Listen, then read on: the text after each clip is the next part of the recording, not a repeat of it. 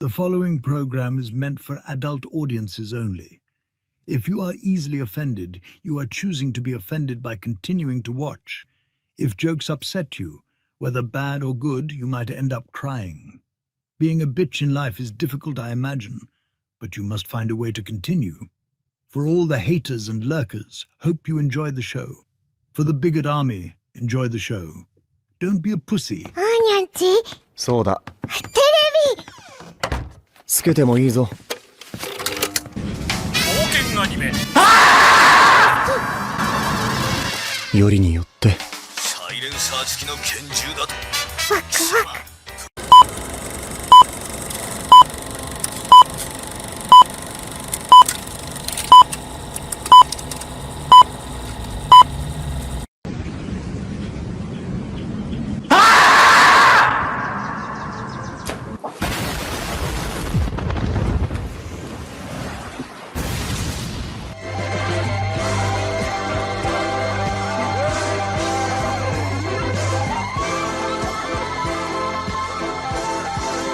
Here we go! Lucha, lucha, lucha, lucha! It's the way of life!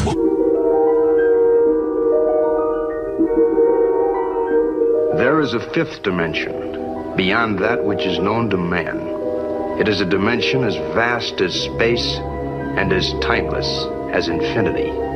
It is the middle ground between light and shadow, between science and superstition, and it lies between the pit of man's fears and the summit of his knowledge. This is the dimension of imagination. It is an area which we call the Grifter Zone.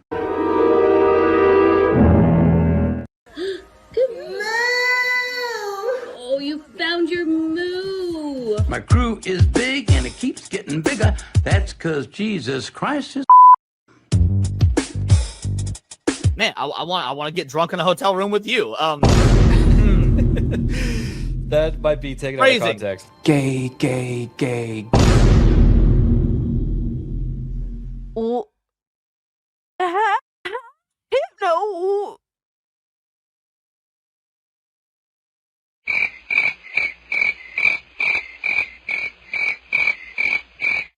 How is it my fault? What? The bracket gifted this and I'm immediately called an anti-Semite? Come on, dog. Bruh. What are these characters? Nazi furry? Hypno, why would you do this to me? Said, welcome to Goonergate. Protect your booty hole.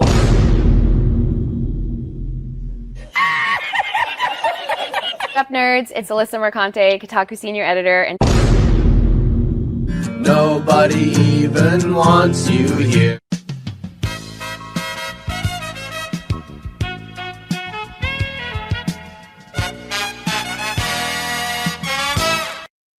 And I would take her to Chili's, maybe.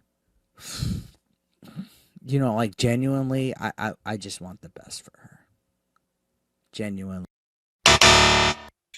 Listen, if it was consensual and you didn't hate the Jews, I'd fuck the shit out of you. I would. What did he say? People are gonna clip that. You know that I don't.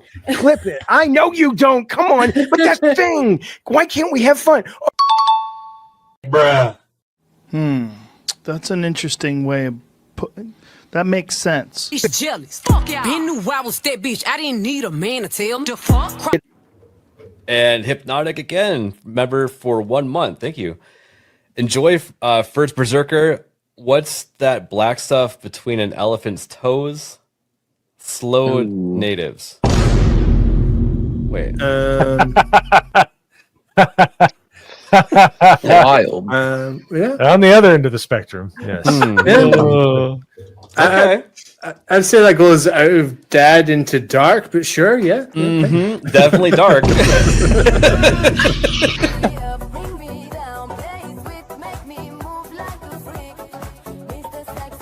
Somebody replies and it says, "This is embarrassing." And he says, "Not as embarrassing as your take on trans kids. It was not researched. It was cruel and it had no basis in facts. So forgive me if I don't take all your takes that seriously." Who's this person? Bruh.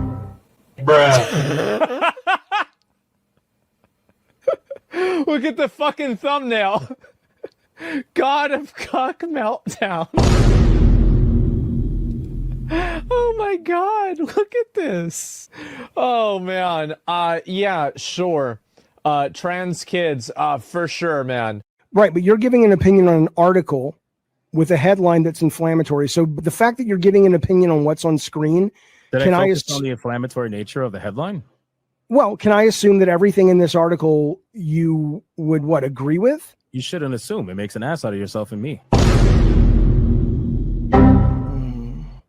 Okay, so then down his timeline, you're gonna see a lot of ass and titties. Okay, me on my Twitter timeline, you ain't gonna see none of that. As a matter of fact, like I can show you, I can scroll down my entire news feed on Twitter. Why would you ruin my point? I'm trying. God damn. Why would you ruin it? I didn't do that. I don't know who this chick is. Why would you do that?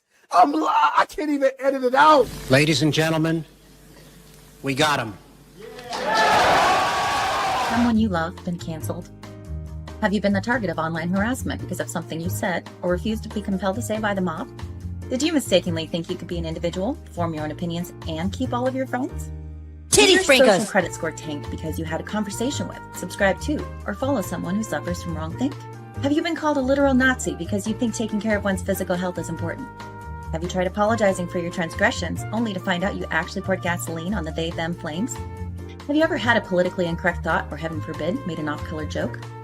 Well, we here at the Office of the Cancelled are here for you. As a member of the club, we offer exclusive trading cards, black jackets, lapel pins, access to bomb shelters, as well as audio tracks from based artists that are sure to pump you up for a day at the range and get some of that much-needed two-way therapy. Remember, folks, you're only canceled if you let yourself be canceled, and every one of those collectivist NPCs can go fuck themselves. Eating the dogs, they're eating the cats. Eat the cat, eat the cat. I'll wait some time because the longer we wait, like the more realistic it'll be, you know, when he comes back to life. The touch of the black man in a woke story. The God hand shining down, shining upon thee. White man as you lay down. Cis white man and couple in background. Understand the power of a black man is a God hand. Pro-black Twitter! I breathe life into you. One touch is not enough from greatness. One touch from the black man. Watch me do it again. Kneel and be amazed at the touch of the black man. I bring life. I bring life. Pro-black Twitter hoes! That's right! That's right! Robocock, don't clip that, no! Bruh. Oh God, that's getting clipped. Hey, yo, what the fuck? Oh shit. I was doing so good tonight too. I'm tired of you! Drops, retard. Robocock.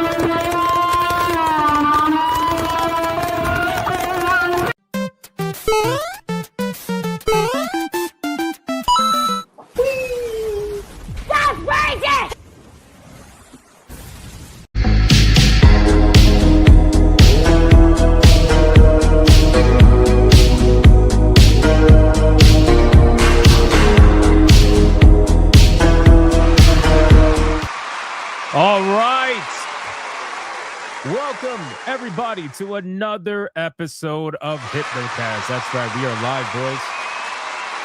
We are live, we are live, we are live. We're going to dive down the rabbit hole that is known as the internet. But before we do any of that, you got to bring it in close. Come on, boys, bring it in. Bring it in close. Let's go. It's almost the end of the week. That means everybody should be happy, right? Because it's Friday. It's Friday, so it's not Monday. All right, I know nobody likes Monday. All right, I get that. We all complain about Monday, but everybody's got to like Friday, right? Friday's the good day. So come on, get in here. Let's go. Let's hug it out. Stop yelling. Stop yelling in the chat. Look at all the hugging. Look at all the hugging. This is a beautiful thing. Wow, look at all the hugging. Listen very closely to this sponsored message. Do not fucking touch Santa's hairy belly. If you're watching on YouTube, like the stream. Like it. Like it.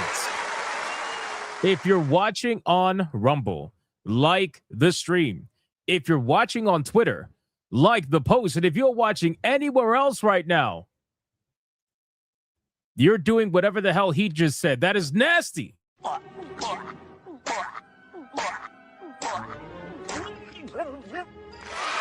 So like the stream. That is nasty. Can I get a mic check, please? Mic check, titty check, balls check. What are we checking, man? What are we checking today, ladies and gentlemen? Well, oh my God, where do I even begin? Where do I begin? So, like, okay, the Game Awards happened yesterday. All right, which we already know that the Game Awards happened. If you guys watched it with us, shout out to you. Appreciate all of you that came and hung out, I should say, with the crew yesterday. That was awesome. But the fallout, oh my God, bro. Oh my God, the fallout has been unbelievable. Unbelievable, bro. In all manners of the word. It has been just crazy. And you know what? It's not all negative either. Like, there's a lot of good things that have come out, obviously, from the award show that we're going to talk about. But holy shit, man, the fallout has been crazy. People are just losing their fucking minds over Expedition 33 winning the majority of the awards they got nominated for. 9 out of 12. I mean, it is just crazy. It's crazy. But what else are we checking? What else are we checking? Let's see. Expedition 33 sweep check. Fair enough. Pipe cleaning gloves check. It's Friday, bitches check. The salty tears taste so good check. Hypno the fentanyl zombie check. When did I become a fentanyl zombie? Miss Piggy check. T2D fun check. There we go. Testicular fortitude check. Ghost of Nothing check. Rogue is finally released check. Ultra bricked for Ace Combat 8 check. Journals are being jackasses check. Hypno is great at Ninja Gaiden 4 check. Thank you. I appreciate that, man. Expedition 33 felt it to AAA Studios check. Absolutely. It is amazing.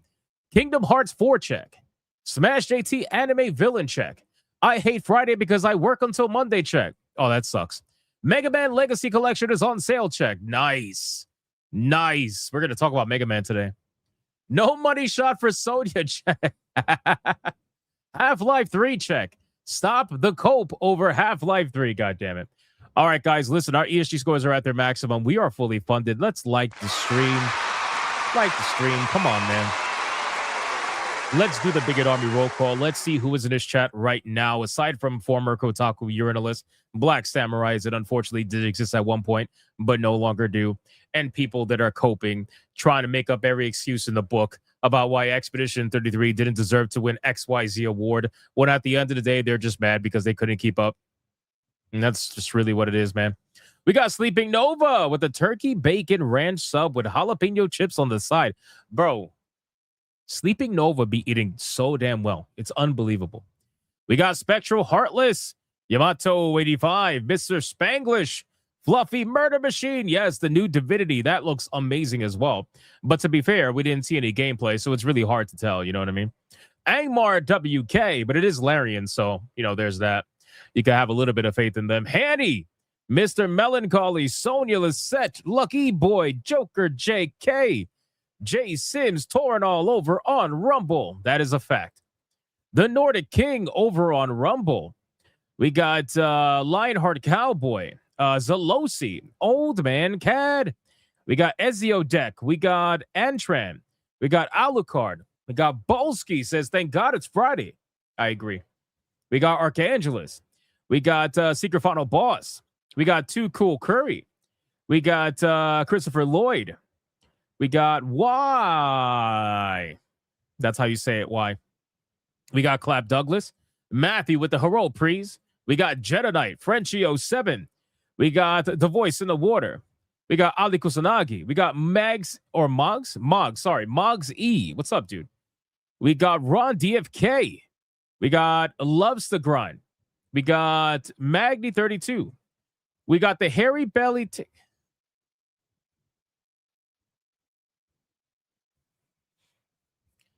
Roses are red. Violets are blue. Cupid is now missing. The once loyal elves now in the coup. Santa's reindeer count now down by 3. What will happen to the presents under the tree?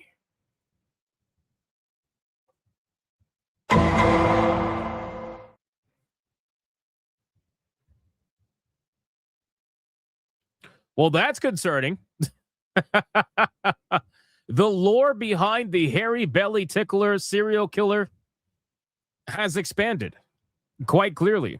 Wow. That is pretty hardcore. Marius. We got Creepier07. We got Melody Johnson. We got Carnet Countral over on Rumble. We got Romanizer24, 2K GameCuber, Benjamin Altman. We got Commander Sonok, Subtle Deviancy. What's up, dude? This is Sparta 9000. We got more dots. We got 07D Smith. We got Valkyrie, Danko Orange. What's up, man? All right, 4 more people, boys. 4 more people, and then we got to get on with the show. 4 more people. We got Jason Alator. We got Limitless Andre. We got Azrai 2000. We got Petey Panda. Benjamin Altman again. We got Nick Havoc. Who else is here? We got, let me scroll down a little bit here. We got Beautiful Zexo. What's up, dude? And last but not least, we got Aloof Liberty. We got Time Bound Howler. We got Real Wandering Slacker. Says, why am I here? I don't know. Maybe you'll figure it out soon. We got Grimlock. What's up, Grimlock? And we got King Dimmy saying present. Shout out to King Dimmy. We got Tiger King, who is also present. And we got who's gonna be the last one? Kid Flash Nacho. All right, boys. Listen, I called out as many people as I possibly could. Let's sacrifice your fellow Bigot Army member, and let's see who is going to get the massive money shot today, ladies and gentlemen. Who is it going to be? Who is it going to be? The final call out. Come on, boys. Before we get on with the show, who is it going to be? We got the voice of the water saying no Sony, no Epic Games, no Microsoft. Zahak breaks free from the Mount Donovan, summoning an army of Devi to capture gamers to make human brain stew unless the person down by 5 willingly takes the money shot. 1, 2, 3, 4, 5.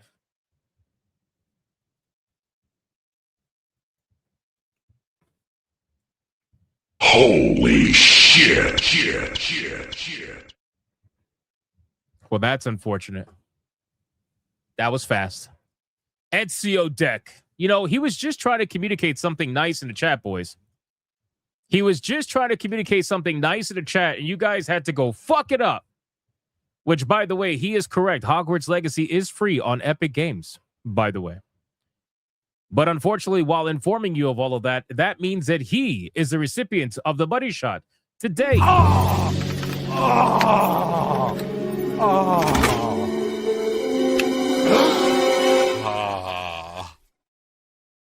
What the?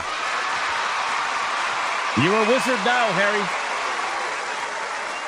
You're a wizard now. Like the stream, boys. All right, listen, we got a lot we got to talk about today. All right, we got a lot. He said, did I do something wrong? No. God, he's new, guys. He's new. You guys are doing it to the new people. What's wrong with you, man? Listen, we got a lot we got to talk about today. All right, we're going to be covering the fallout of the Game Awards. Okay, we got to cover the fallout of the Game Awards. We got to cover the entire nonsense going around Expedition 33. We got to cover just some announcements. We got indie games that we got to cover. I got like 5 of them lined up that you guys recommended, so we're going to check them out. We got a lot we got to go over, dude. There's so much going on, as always, because, well, to be honest with you, it's the Game Awards, right? So every time the Game Awards happens, people tend to lose their minds. However, this one is a little bit more egregious, I think. I think people are losing their minds more with this Game Awards than they have in many years. So with all that being said, let's go over the number one segment on YouTube, the number one segment on Rumble, the number one segment all around the galaxy. This segment is none other than the pre-stream. Let's money, print money, cash, money, wealth, capitalism, raise a bunch of money, more money, heaps and heaps of money, money, print money, cash, money, wealth, capitalism, raise a bunch of money, super chat money. As salty as the sea, calling us no-code names. SJW screaming, but it's money they blame. Burning with envy, they're falling flat. They can't handle the sound of a super chat. That's right. We got ourselves the pre-stream legends, where if we get lucky, we may just hit 517 tier 1s in a row and 206 tier 2s in a row, ladies and gentlemen. So let's do our best and let's forget the rest. That's just how it goes. Starting us off, we're going to go right over to Old Man Cad. Jumping up here with a 5 membership fucking banger. Let's fucking go! It's a membership banger! Shout out to Old Man Cad with a 5 membership banger. And considering he was the first one on the stream to drop that membership banger, well, you already know, unless you're new here, what that means.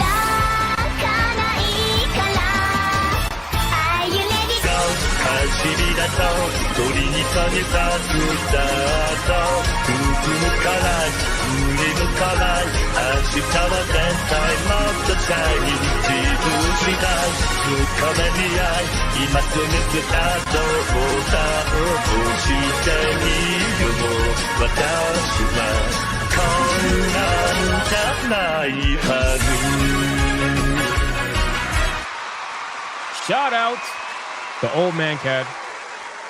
I appreciate you, my man. And hey, make sure you guys who are in the chat, who have been here for a long time, make sure you guys make the new guys feel welcomed. If they say that they're new here, which chances are they might be, considering my Expedition 33 video today is like blowing up for some odd reason. Definitely make sure to welcome them in the chat. And yeah, that's basically it, man.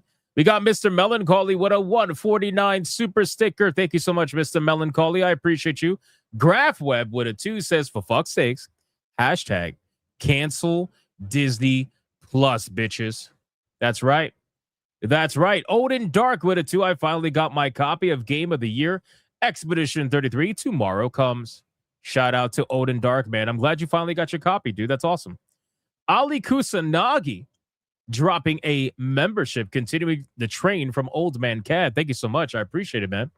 We got Marius with a 5. To be fair, I won't be playing the High Guard game. It looks like just another Overwatch clone to me. Yeah, that's actually one of the games we're going to be talking about today. So stay tuned for that. Like I said, we got a lot we got to talk about. Shizuka Marikawa for 8 once. Don't super chat, people. He owes Smash money. If Smash wants his money, he shouldn't have gone to the Game Awards. What's long and black? The line at KFC.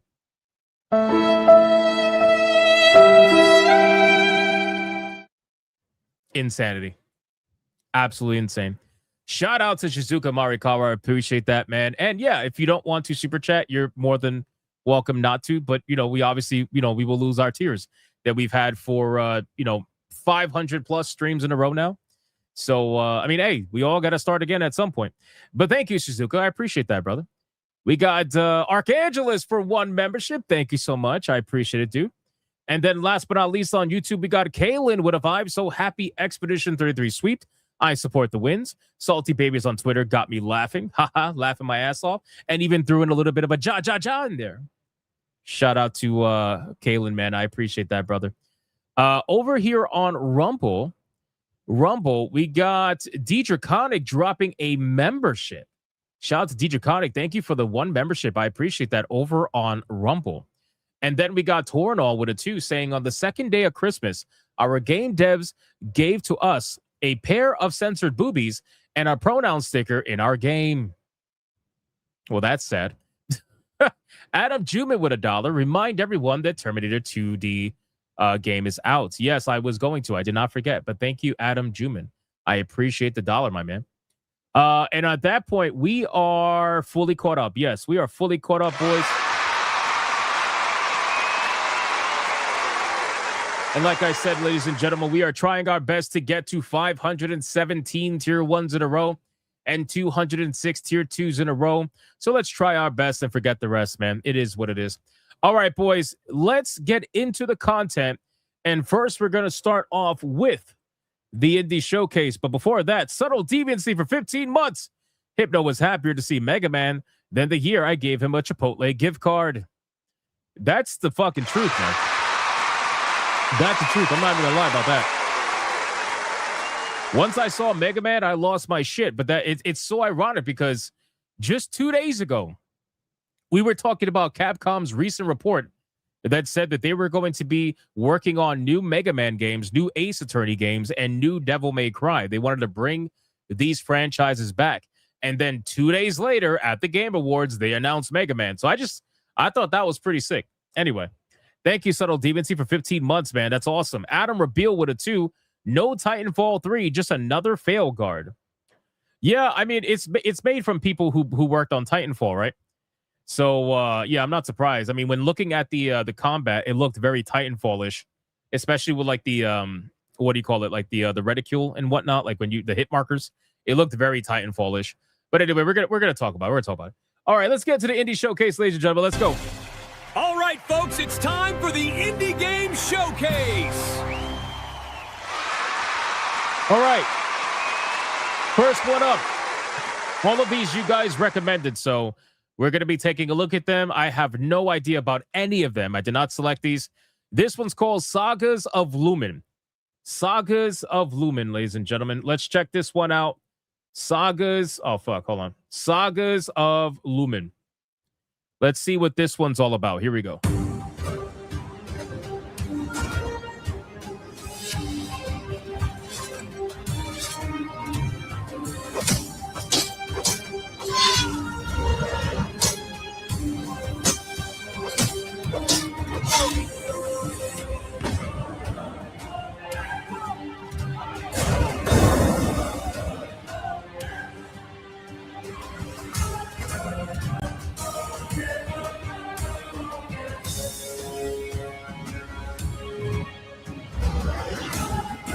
Are you having a dragon battle?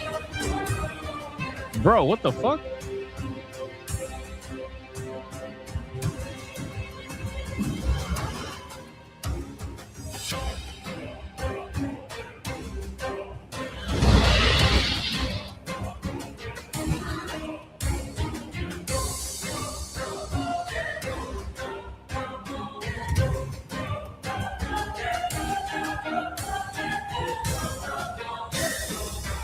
Don't tell me he's gonna land on the dragon, bro. Get the fuck out of here. Dude.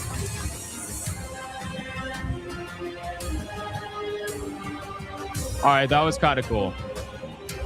That was definitely kind of cool. Sagas of Lumen. I think this game is in early access right now, if I'm not mistaken. So you guys can check this one out on Steam. Apparently, there is a demo that's available right now. I'm going to link it in the chat here so you guys can go check this out if you would like to. Definitely needs some work on the combat. I think like overall the animations are a little bit lacking, but considering it's an early access or it's about to be early access video game, the expectation should be, relatively reasonable. But overall, I like the concept. I like the fact that you could do the dragon riding and the combat with the dragons. Fucking jumping off cliffs, landing on dragons. Hold on, what's this? This is another trailer? What's this? This is a gameplay. Oh, this is more of a gameplay trailer. Here, let's check this one out. Hold on. I linked it in the chat for you guys if you want to check it out, but this is the second trailer here.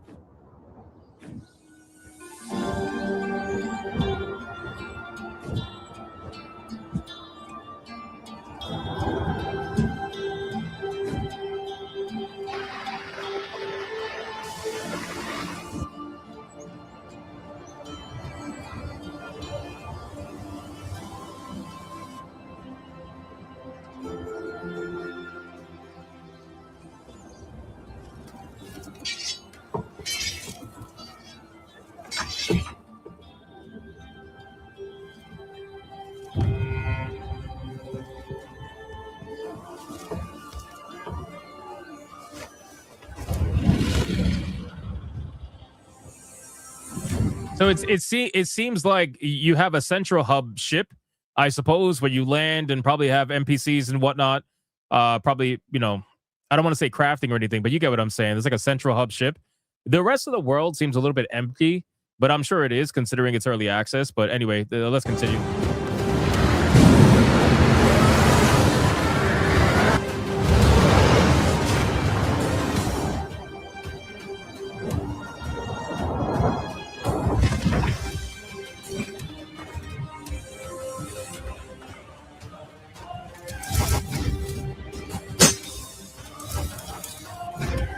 Yeah, you got guns? Yo.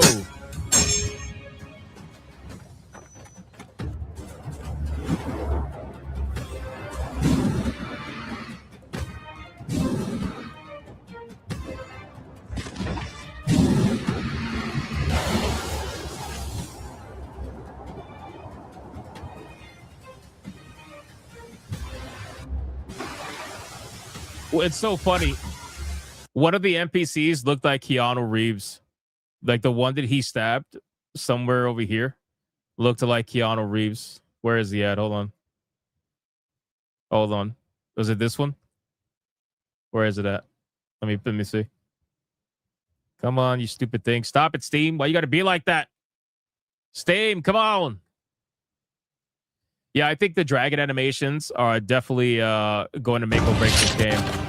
This guy, fuck, he look like Keanu Reeves. He look like Keanu Reeves, bro. Look at that. Nah, but I think the combat. Oh, we got raided. Shout out to Jay Viper. Shout out to Jay Viper for the raid. Much appreciated, man. I thank you so much. Oh, we got raided again by New Blackstreet. They don't watch my content. Those guys are liars. But thank you for the raid anyway. This shit is pretty. It's like the concept is interesting for sure, but I think the combat is super lacking. Like the animations are very rough. The animations are very, very rough. I think they need to work on that for sure, and I'm sure they will. I'm sure they definitely will. Let's continue. But I love the dragon. Like I feel like the dragon is gonna make or break it if it has good animations, good flight mechanics. If it's smooth, if they can make it really smooth, that would be fantastic. Here we go. You can feed the dragon apparently, so there's that. That's probably how you heal it.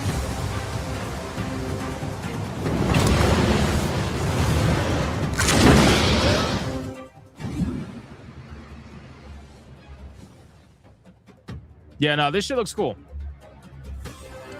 This shit looks cool.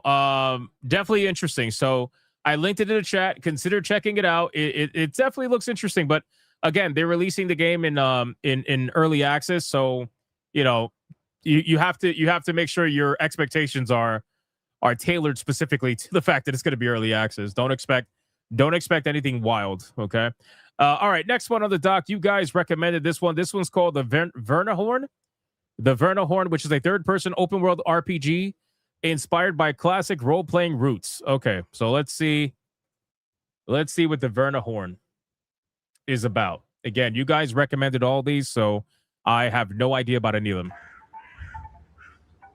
Sometimes I wonder if it's not me that's possessed, or just the mind. Can't tell what's real anymore.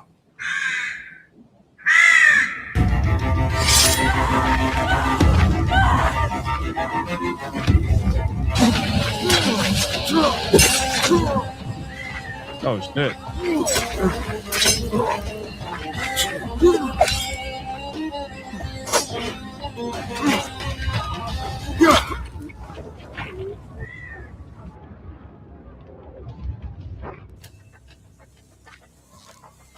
Could appreciate the music.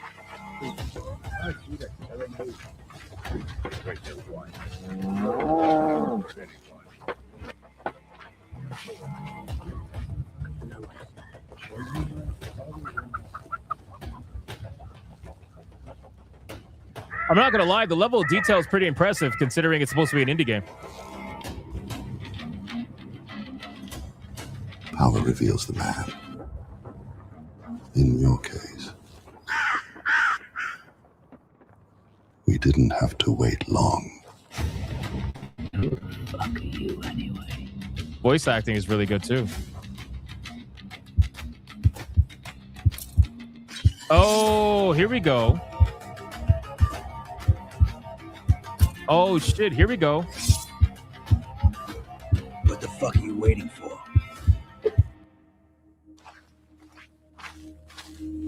That was cool.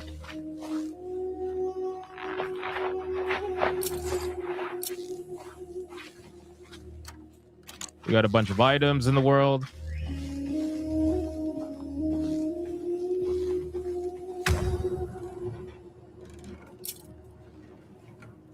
Bro, holy shit, this game's insane, man.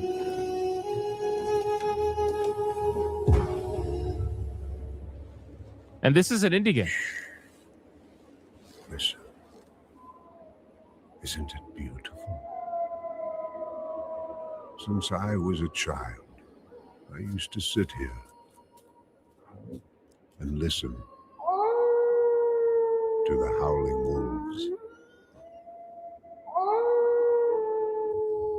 Within the shelter of those ancient stones, they always made me feel safe. Wow. Sometimes I get the feeling that these beasts, though wild, have more loyalty in them than many humans. Let me tell you a story.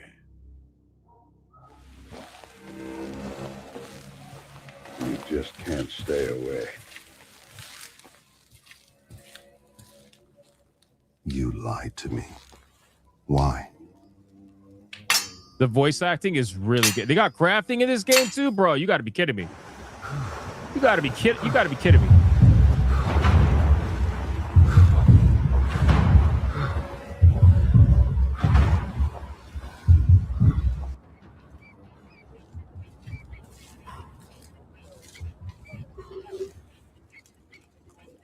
Another whiner? What, too loud for you?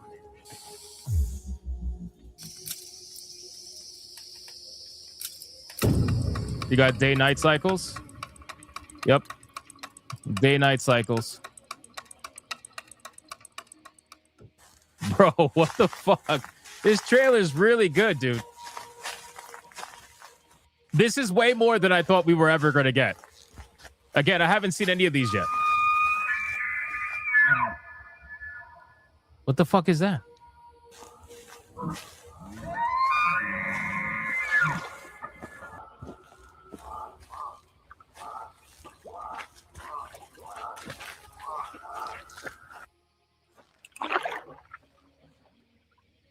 Oh, those were elks? I didn't even realize it at first. I've seen wolves leave the meat untouched. It's amazing how they're doing so little with this trailer, and yet they're doing so much at the same time. Like literally just showing you the game. Funny, isn't it? That's enough. It's almost a 7-minute trailer. Wow. You see that chop on the water? Storms coming from the land. I'm going to link it in the chat. Don't worry, guys. Just give me a second. Wait for the trailer to finish. Never seen the winter hit this early. It seemed innocent at first. There were faint sounds, small taps, nothing unsettling. Then small things began to disappear. You know, people thought it was the kids playing tricks. However, over time, the sound became unbearable. The wind blended with what seemed like the wail of a wounded soul. They thought it was just the wind howling through the cracks. But the truth was far worse. I need to know who voice acted this. Holy Holy shit. All right, so the Vernihorn, I don't know how to pronounce that, but this game, bro, holy fuck. Dude, like, this is actually unbelievable. So, again, let me link it for you guys. Hold on. So this game is a third-person open-world RPG. It doesn't have a release date announced yet, but you can wishlist it on Steam. So I'm throwing it here. There you go. Wow, that was genuinely like very, very shocking. I don't know why. I went into it thinking, I don't know, man. I don't know. It's coming from a developer called Interstudio, and it's published by a developer called Interstudio. So definitely an indie game, 100%. Wow, man, that was really impressive. That one shocked me. Good recommendation there for sure. All right, the next one is called Superstar Strategy. Superstar Strategy. It looks like a bundle of chaos. Again, I haven't seen this, but just judging from the picture, I'm gonna say that it looks like a bundle of chaos. All right, audio's up. Here we go.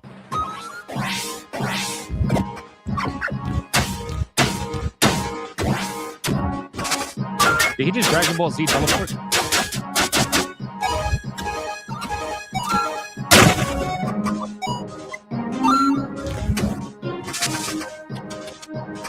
Oh my god, these sound effects, bro. So classic sound effects.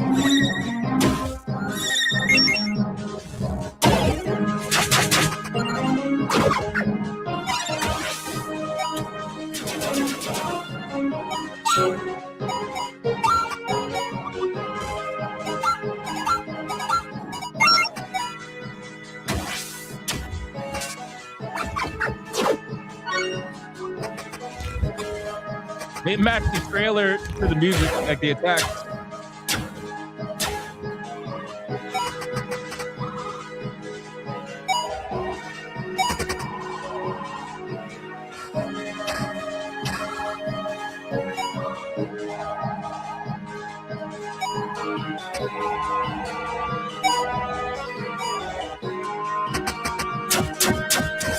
I just know if New Blackstreet was watching my stream right now, they would be spamming yawns in the chat. They would be like, Atreus would be spamming fucking Z's in the chat. Because anything outside of the norm, he's just like, yawn.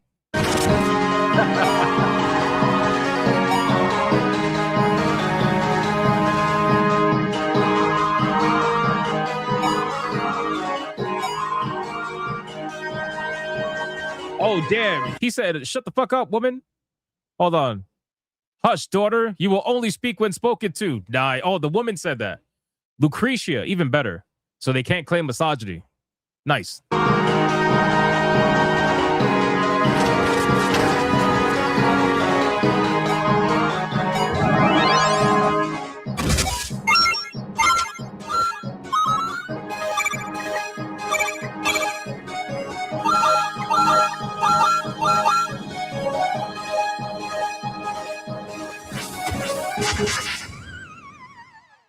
What the fuck? Yeah, I mean, this one definitely looked cool. I don't know if it would be one of those games that I would have to go out and immediately play, like the last one I just saw. But it definitely looked okay for the most part. Love the sound effects, love the old school vibe, and definitely something that looks like it was fun. This might be a really good Steam Deck game, for sure. This might be a really good Steam Deck game. So I'm going to link this one in the chat for those of you that are curious about it. Here you go. Check that out. All right, on to the next, boys. We got, let's see. What's this one? This is called Angerfoot, which apparently is a lightning-fast action first-person shooter where the only things harder than your ass-kicking feet are the ass-kicking beats. I didn't say that. That's the description.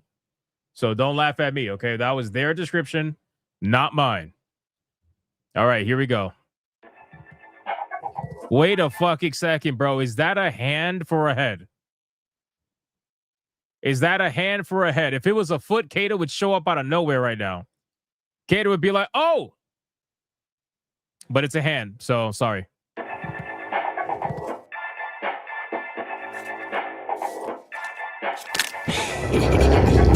What in the fuck?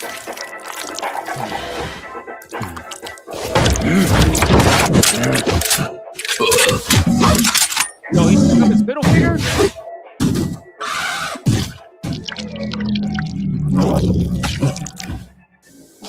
Bro, what in the hentai is happening right now?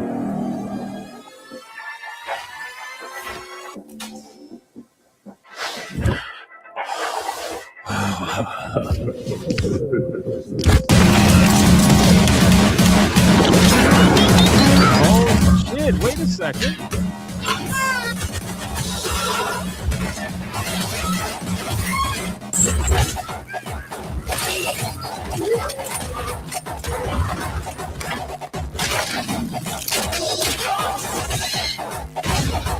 We might have something here.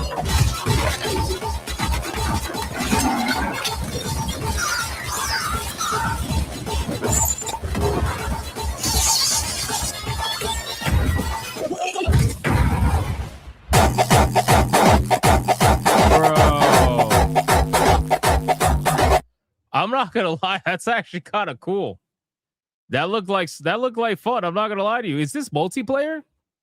I don't know if this is multiplayer. Hold on, I'm gonna link it in the chat right now. It says single player. Okay, so it's a single player game, but this still looks fucking awesome. I'm gonna link it in the chat right now. Definitely, Kata's gonna be all up on that. Somebody give that to Kata if you haven't already. The volume is too high. It is what it is. All right. We got another game. I think this is the last one. Yep, this is the last one for the indie recommendations. This game has like overwhelmingly positive reviews on Steam. We're talking like 20 some odd thousand overwhelmingly positive reviews on Steam. It released back in October of 2015. But you guys recommended it to me, so we're going to check it out. I have not seen this game. Let's see here. Here we go. One last battle, one final fight. Did you think that we were done? Did you think the war was won? We went through hell and back, but the fight is far from over. Terror rises from the ash of the evil we surmounted.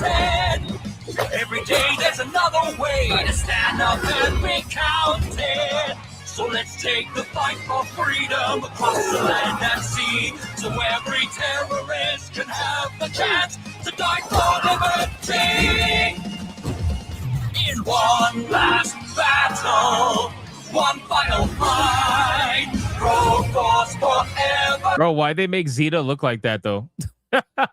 That was Zeta, the warrior princess, right? Why'd they make her look like that, though? Freedom never dies. Today and tomorrow, until the end of time, we'll fight till the battle is done. Yo. Until the war's been won. They literally went Super Saiyan, bro.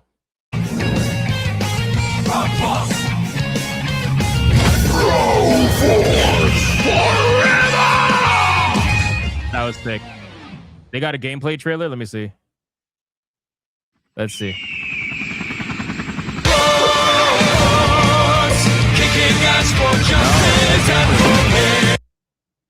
No gameplay trailer. But this is Broforce, so you can clearly see it's very explosive. Look at all the blood. Holy shit.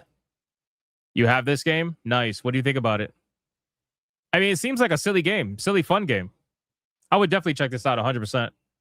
Let me link it in the chat right now. The game is called Broforce. Here.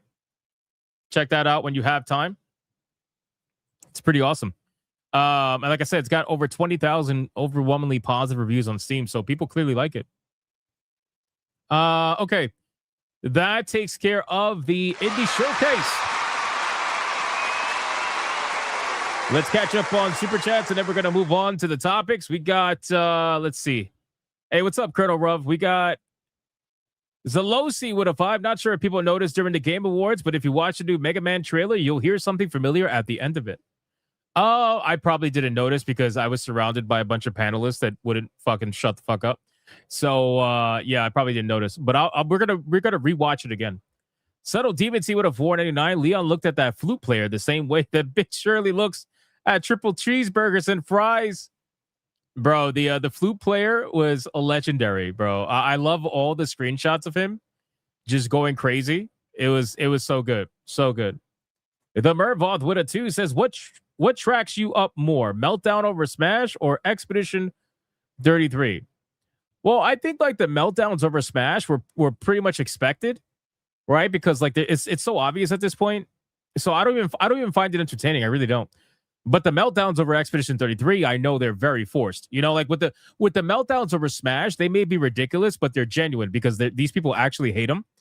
But with Expedition 33, they're literally out here faking it just because they don't want, like, they feel a certain way. They're like, oh, I hate this. I hate this so much. It's complete bullshit. So I find it to be funnier. I find it to be more entertaining. One more thing, ladies and gentlemen. Hold on. I totally forgot to do this. My mistake. Ladies and gentlemen, if you are unaware, we're going to count this as a topic. Fuck it. I don't care.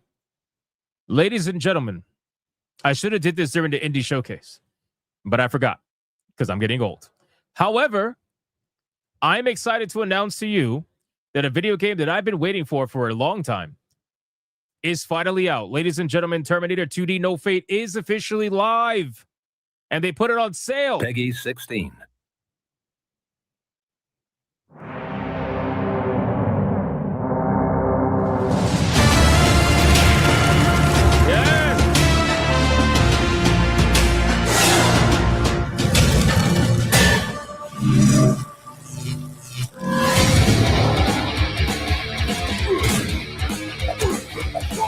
Yes! Naked Arnold is beating everybody up.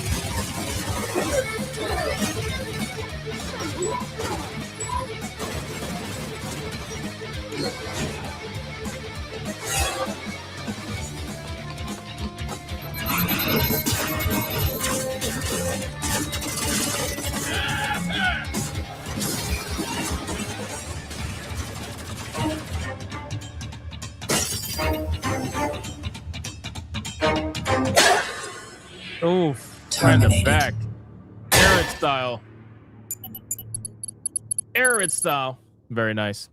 Terminator 2D No Fate is officially live, ladies and gentlemen, as of today. So I'm going to link it in the chat right now. It was already gifted to me over on Griffcast. So thank you guys. Shout out to Pitt for gifting that to me. I appreciate it. I absolutely would be Griffcasting that game all fucking day long, boys. All day long. It is on sale right now. Originally $29.99. They put 10% off at $26.99. So that's the price of the game. I feel like that's a little bit high. I probably would have priced it at $19.99 personally, but you know, it is what it is, man. What are you gonna do? All right, let's get into the topics. Okay, so let's start off with the Game Awards. So the Game Awards happened. And people are feeling a certain way, right? People are feeling a certain way about it. And this is, how do I put this? I thought that the show was okay. I thought it was above average this year. I thought there was a decent amount of good game announcements, some really weird ones, questionable ones, whatever. But for the most part, you know, the Game Awards was fine. I don't really have too many bad things to say about it. There was a lot of obvious, like, forced representation nonsense that they do all the time. But, I mean, if you've been watching the Game Awards for any sort of amount of time, you'd be used to that by now. But apparently, people are so unhappy with the Game Awards that 37% of 275,000 people rated this year's Game Awards a D rating. They're so mad, bro. They're so mad about Expedition 33. It's not even funny. It is not even funny.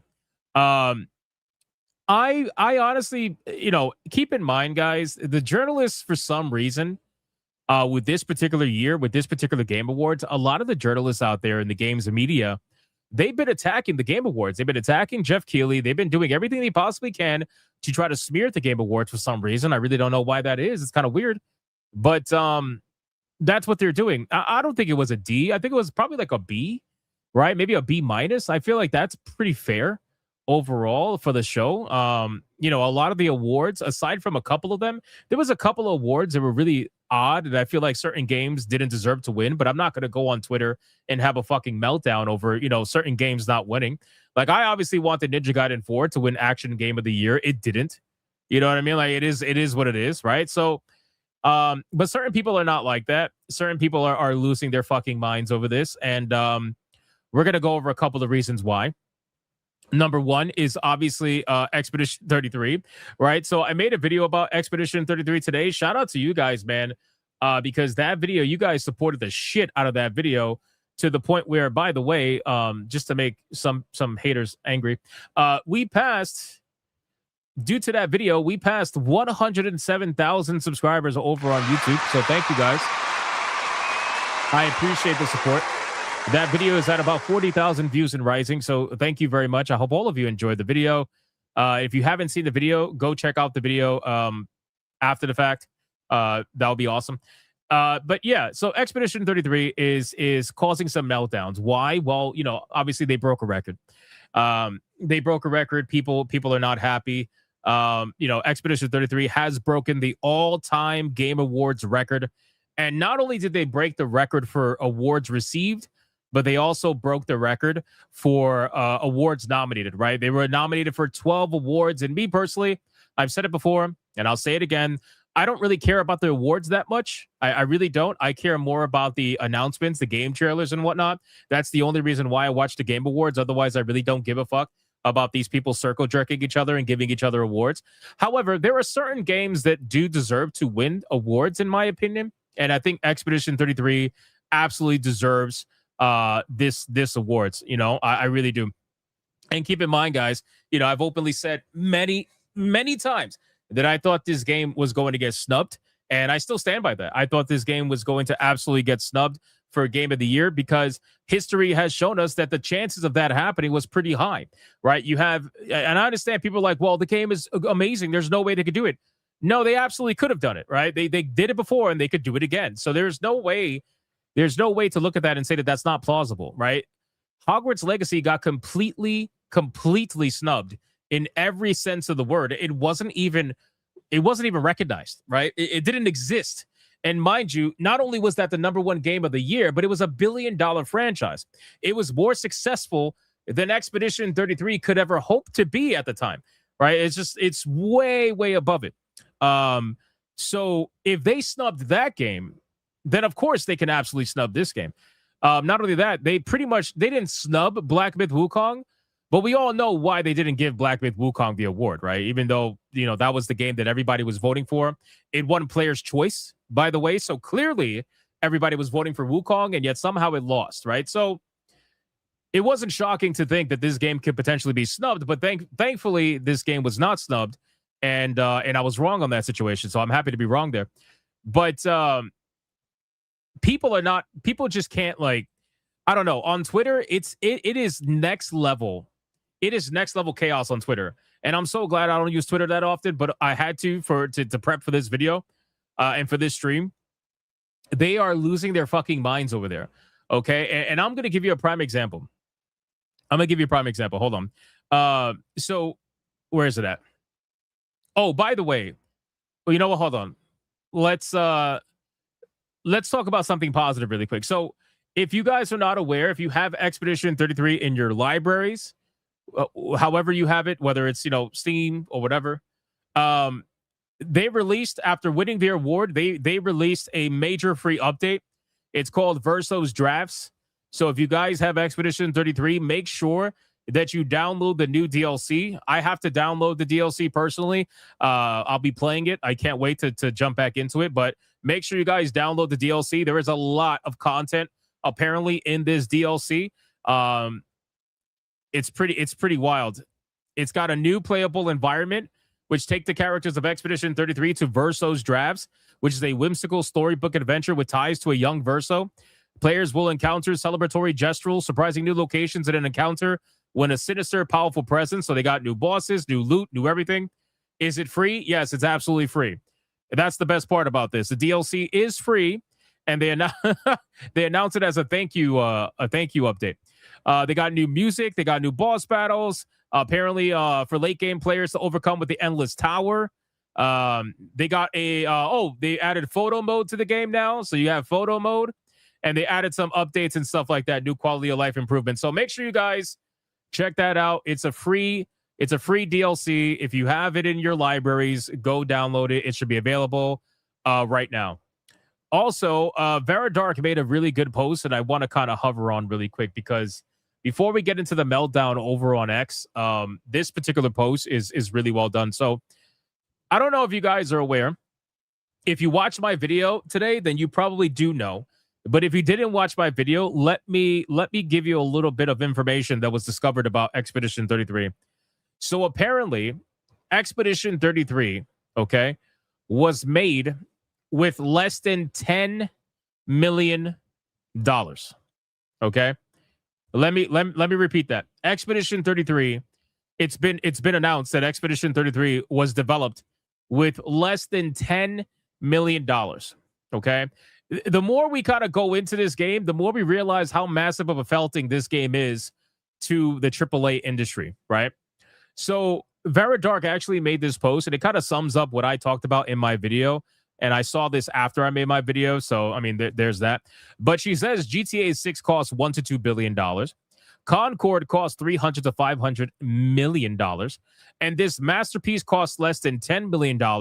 Yep, that's insane. And I agree. I mean, we live in a world where all of these video games, AAA video games, are costing hundreds of millions of dollars. It is a fucking joke. It is a joke. Like, it really is.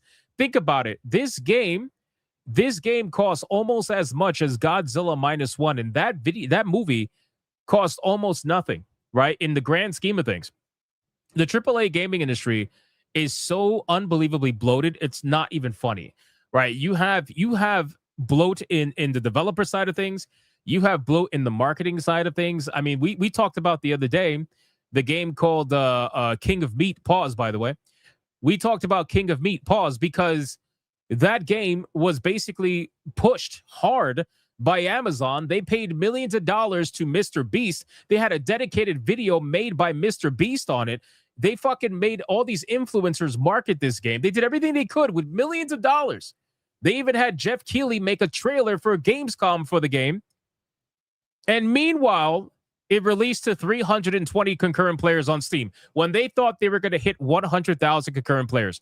So the reason why I'm bringing that up is because even though that game was classified as an indie game, it had the backing of Amazon, right? So it had unlimited money, and they thought that they could fake it till they make it. But honestly, that just wasn't going to happen. So it's the same thing here where we see Expedition 33 being made for less than $10 million. Meanwhile, Assassin's Creed Shadows is guaranteed to be over at least $150 to $200 million. Not even including the insane marketing that game did on social media. And not only that, remember, they paid Hassan, who doesn't even fucking play video games. They paid Hassan $75,000 to $100,000 has been estimated. They paid Hassan to play Assassin's Creed Shadows for 1 day. For 1 day, right? So all of this stuff gets put into their marketing budget, and it just completely explodes all of these people's budgets. It's ridiculous, right? So seeing, a studio like this that honestly made it against pretty much all odds, right? Like literally all odds. They made it, and they made this game. Guys, they were, to my knowledge, they were doing mocap, right? They were doing mocap not with super expensive cameras. They were doing mocap with iPhones. Do we understand like the level of like, we're gonna do this no matter what?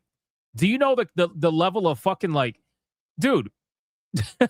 I don't really know. Like, I don't know how to explain it other than that. They were doing mocap with fucking iPhones, bro.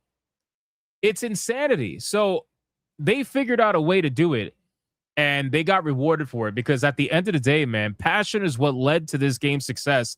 And I understand that people desperately don't want to acknowledge it. I'm perfectly fine if people think that Expedition 33 is mid.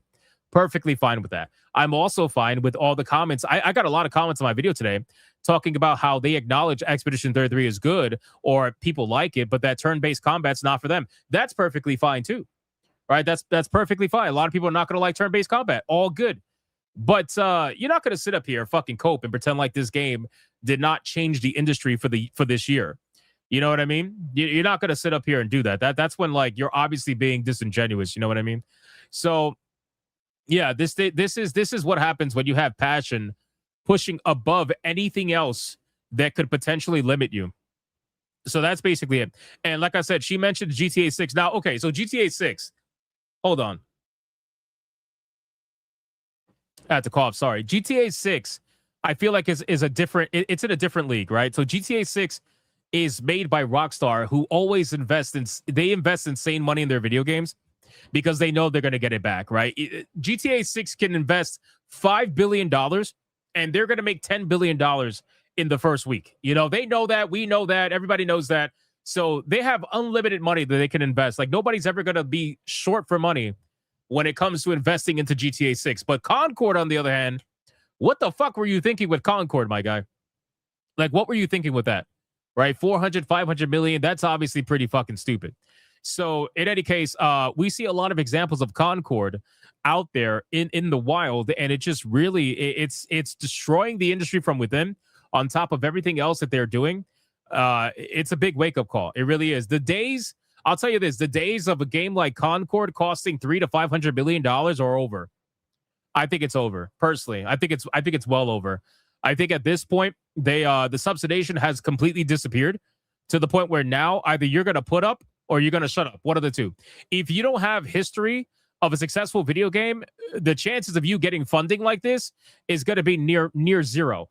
Now, keep in mind, this was Sony backed, so maybe that's why they invested the money. But I really don't think anybody else is going to be able to do this. So, all right, let's get out of this. So shout out to Vera Dark for that post. Now, let me see. Where is it at? We got...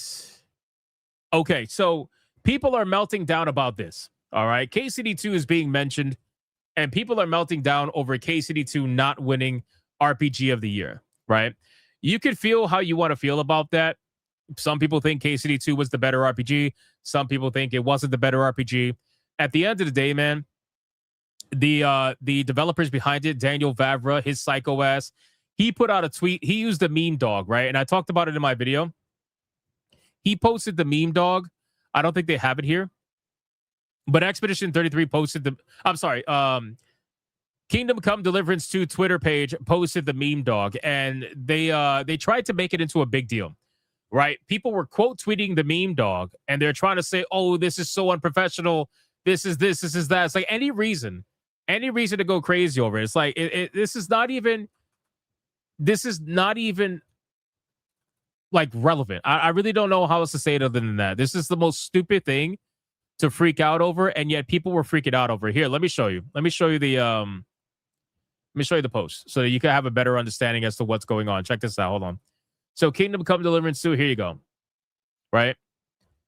Kingdom Come Deliverance 2, just literally after Game of the Year was announced, they posted this. Right? That was it. And some people took it serious, some people didn't. Right? Synth Potato out here, going crazy. You are my Game of the Year with a heart emoji. That's crazy, bro. That's crazy. Grown-ass man using heart emoji for a company. I mean, that's next level, but okay. Thanks for saving my people from that pogrom, Henry. People are not happy. Robbed on best RPG, right? I want you guys to understand something. They tried to take this post. A lot of people tried to take this post and they tried to turn it into something that it wasn't. They tried to say, "Oh, they're sore losers. They're attacking Expedition 33, blah blah, whatever." Listen, I'm all for Daniel Vavra hate train when he warrants it. We don't even know if it was him who posted this, but a lot of people are coping over this, right? And they're trying to make it seem like this is a bigger deal than it is. They even said this, look, good game, well played, Expedition 33, with a screenshot from their game that one of the choices says blame the French. I thought that was funny. I don't know why people are so fucking angry. I thought this was funny. right? But you know, the truth is that people are angry over Expedition 33 winning, that they can't even look at something that's such an obvious joke, and they're like, "Oh, you see, even they're mad about it." I'm like, bro, let me be real with you, okay? It was the gaming media trying to do it. Absolutely. Absolutely, Benjamin, 100%. Let me be real with you, okay? These people are joking, number one, okay? Number two, I understand the gaming media can't take jokes. They try to joke police everybody. I understand that. And also, number three, keep in mind, guys, you know, if you worked on a video game for, I don't know, however many years, 3, 4, 5 years, whatever. If you worked on a video game and you gave it your all, and it was nominated for Game of the Year, and you lost, you mean to tell me you're going to be out there super happy about that? No, of course not. Like, it's not that you're going to be mad, but you're obviously going to be sad about that, right? Like, he was like, oh, shit, damn, we were almost there. We almost got there, but like, whatever, right? But to sit up here and try to expect people to just take it on the chin, it's like, bro, they're human beings. They're human beings. Naturally, with friendly competition comes a level of disappointment. That's going to happen if you lose. Of course, you're going to be disappointed, right? If you were looking forward to it or whatever. I feel like that's just normal. But people try to take this and they try to make it into like this big fucking fight. But here, at the end of the day, listen, to the gaming media who were losing their minds over this, I want you to understand what you were doing, okay? This is literally, look at this. So while the gaming media is out here trying to make these two go at each other, right? Look at the picture that they posted. Bro, look at this. So the gaming media is out here trying to make Expedition 33 fight Kingdom Come Deliverance 2 on Twitter so they can write articles about it. And meanwhile, like the developers are literally getting together drunk as fuck and they don't care. You know what I mean? Like, God, dude, I'm so sick of the gaming media. It's unbelievable. It is truthfully unbelievable. The people that try to say that everyone else is grifters and they're trying to sow discord and like, I don't know, cause chaos or whatever and get people, like, these are the ones that do it all the time. These are the ones that do it all the fucking time. It is unbelievable. It really is. So anyway, shout out to both these games, but at the end of the day, Expedition 33 is the winner. It was the better game of the year. And that doesn't mean that any of these games are bad. It just means that they weren't as good, at least in the eyes of the people that voted. And I think a lot of gamers, most of them are going to agree with that sentiment. I think most people will probably pick Expedition 33 over KCD2. And that doesn't mean anything. That doesn't mean like the games are fucking bad. It just means that one was chosen over the other. That's it. You can't win them all. You literally just can't win them all. Exactly. Both games are winners. I agree. I agree 100%. All right, let me X out of this. So now that we've seen that level of cope, I want you guys to check out something before we continue to Expedition 33 and the cope surrounding that. Can we pivot to Lara Croft really quick? Can we pivot to Lara Croft? Okay, so I'm gonna go out on statement right now and say that I like the Lara Croft that was shown. I don't understand the people that think this is ugly or whatever. If you do, more power to you. But I'm not gonna be on that. I'm not gonna be on that train. Now, I don't know about the other one. There seems to be two different Lara Crofts. The one from, which one is the pretty one? The one from Atlantis? I think the one from Atlantis, right? The one from Atlantis is the pretty one, and Catalyst is the weird looking one, right? Am I right on that? Am I right on that, chat? I might have to bring up the trailer again, and we could watch it. But I think Atlantis is the one that looks like this, right? So yeah, that's what I thought. She looks pretty damn good, to be honest with you. I think she looks really good. They got her looking feminine, makeup, all that shit. I mean, it looks good to me. Now that I'm showing you the picture, you know how you know she looks good, or at least this one anyway. You know how she looks good. Check this out. Watch this. Watch this. Watch this, bro. Oh my god, bro. Oh my god. Look at this. Woof. This new design for Lara Croft is really jarring. I joke that she looks like those anti-woke face tune photos of make gaming characters hot again, but I don't know if it's a joke anymore. What you mean she's fighting for her life and has a thick set of falsies? Oh my God, bro. Holy shit. Hold on, let me get this straight. Let me understand something. Let me understand something, please, because like it's really hard. It is so funny because you know she's referencing Smash JT's post, right? You know that this girl is referencing the post that Smash JT does every day to make these people angry. But anyway, so let me understand something really quick, okay? This is coming from the crowd. This is coming from the crowd that says looks don't matter to gameplay. This is coming from the crowd that says pretty women don't matter. And this is the excuse that they gave for every time an ugly bitch showed up on screen. But you mean to tell me now that a pretty girl is on screen, suddenly the looks matter, bro? Which one is it? Which one is it, bro? Please. Which one is it? You said all the time that looks don't matter. You said all the time when you guys are so fucking, oh my God, bro. And they know they're being hypocritical, but they don't care. They don't care. It's like, bro, are you serious right now?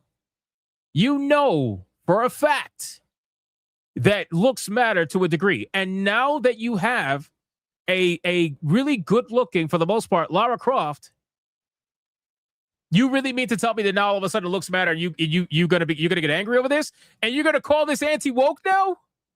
Wait, this is anti-woke now? Wait, so feminine looking women is anti-woke? Are we fucking kidding me, bro? Like, oh. This is why I stay off Twitter. This is why I stay off Twitter. And by the way, maybe the ladies in the chat can help me understand, because obviously I'm not a woman, but falsies are eyelashes, right? Ladies in the chat, falsies are like eyelashes, right? Is that so? Is she complaining about the eyelashes?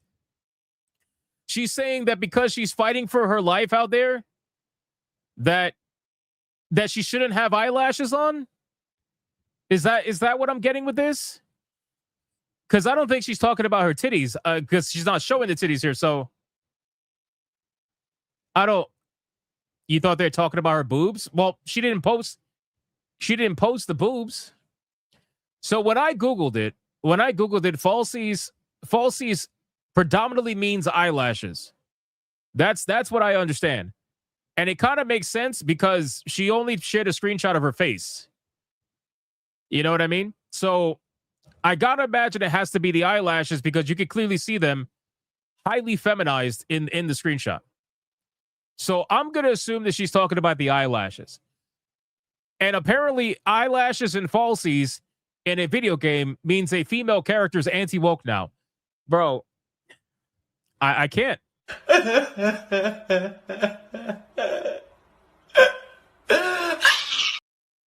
I can't. I can't.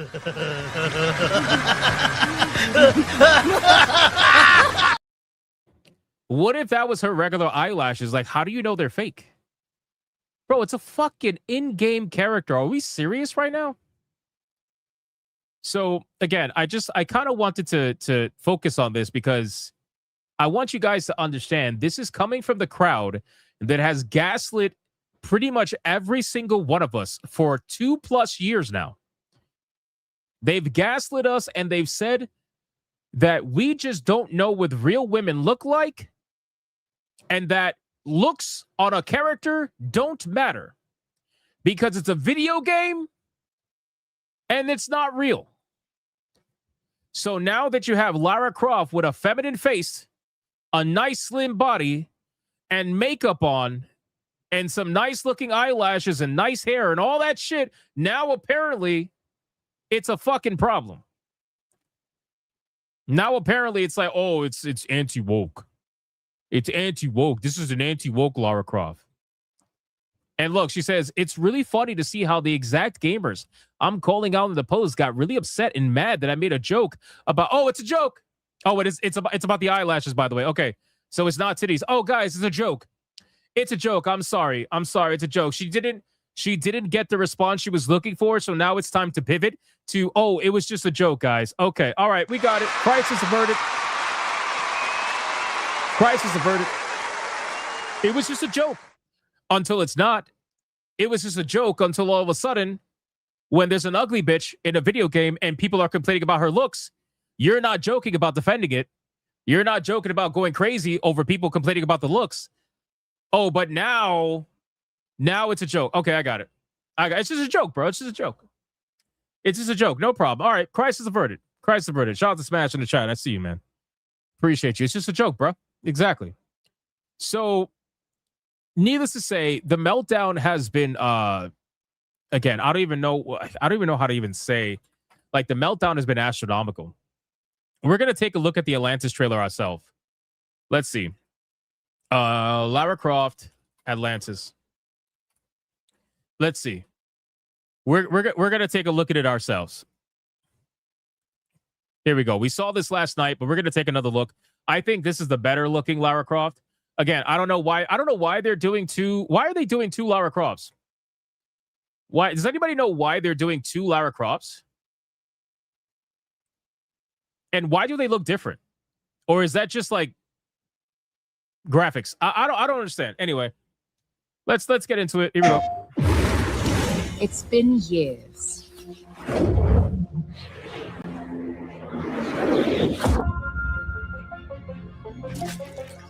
I'll tell you right off the bat. I'll tell you right off the bat. I'm gonna actually let me not pause it on the ass because YouTube apparently is retarded. So I'm gonna tell you like this. When it comes to Lara Croft, at least in this game anyway, she looks really good. I think she looks really good. Okay, and I'm gonna go on record saying that. Anybody out there who thinks she doesn't, you're more than you can whatever. You want to say she doesn't look good, by all means, go do your thing, bro. But I think she looks good. However, the more pressing concern is two things. Okay, number one, it is still being made by Crystal Dynamics. I just want you to be very aware of that. Okay, I feel like they could use her looks to try to bait people into the game and pull some funny shit. It's still Crystal Dynamics at the end of the day. So you need to hold it at like an arm's length. Okay? You could be interested. You could definitely be interested, but you need to hold it at an arm's length because it's Crystal fucking Dynamics. And number two, it's Amazon Studios. Okay? So Amazon Studios is making a Lara Croft TV show, and they're going to be tying it to the TV show. The games and the TV show are going to tie together somehow. We still don't know how they're going to tie together, but they're going to tie together somehow, some way. And Amazon said that they're going to be, reinventing the franchise, whatever the fuck that means. So you have two way more pressing concerns. You know what I'm saying? And that's where I'm looking at. That's what I'm thinking about, right? Because this is you literally getting DP'd by one of the two wokest studios out there, in my opinion. More so Crystal Dynamics and Amazon, but Crystal Dynamics, absolutely. So I would be more concerned about that. But anyway, as of right now, the trailer looks very good. The trailer looks good, and she looks good, in my opinion. And they also brought back her acrobatics, which I'm very happy for. Like Lara Croft pulling. You'll see. You'll see. Yes. I'm going to let it play.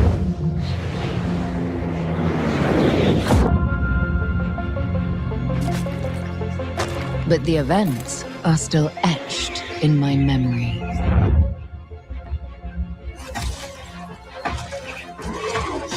Lost worlds. Frozen in time.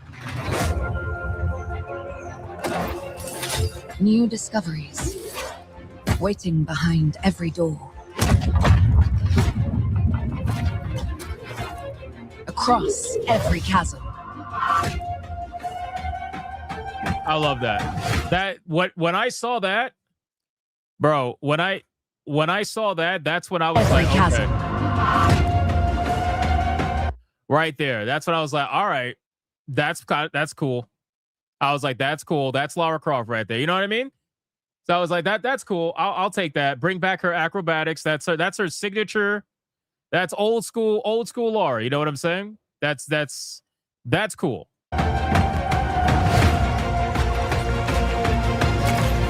I didn't know then the path this adventure would send me on.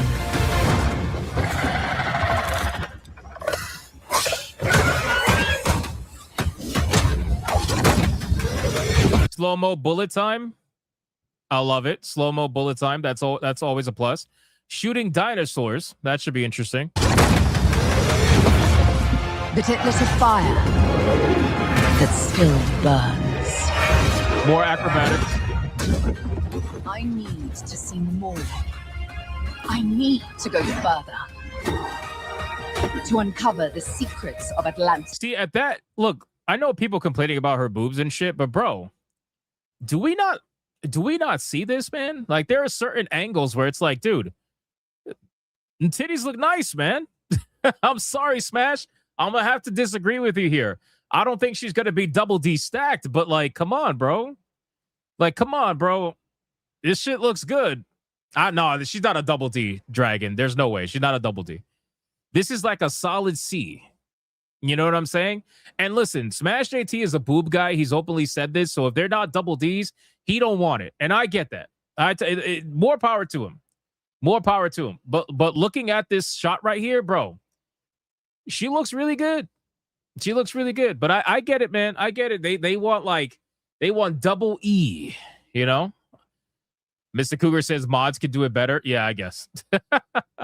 Listen, I think she looks good.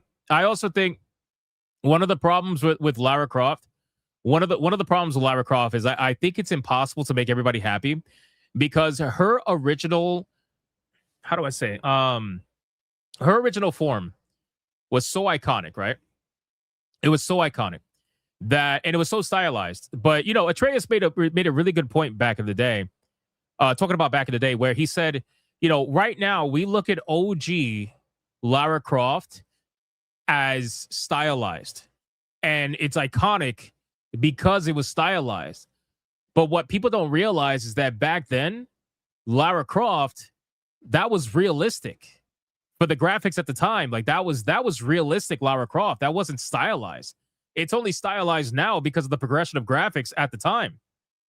So back then, you know, that was what was capable, you know? So had they had the ability to do what we could do now, then I think that's something a little bit different, you know? So looking at Lara Croft with realistic graphics, I think it's always going to end up upsetting somebody because at the end of the day, people are going to have the iconic Lara Croft in their mind, and that's what they're going to be thinking about. They're going to be thinking about those, you know, Madonna pointy titties and the super, the super makeup exaggerated face. They're going to be thinking about that because that's what was capable back then, and they did a great job back then.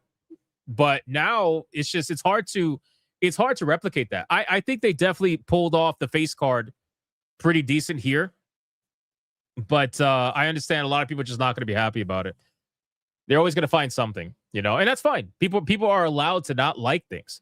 This is the difference between me and journalists. Like, I'm not going to fucking kick you in the dick because you don't like something. I'm going to be like, all right, well, you know, we agree to disagree, but I think she looks good here. And she's definitely not flat. The people who are on Twitter saying that her titties are flat, you are absolutely coping. I don't know what to really tell you at this point. I mean, just looking at this angle right here, there's just no way. And her legs look good too. I didn't realize that. The secrets of Atlantis.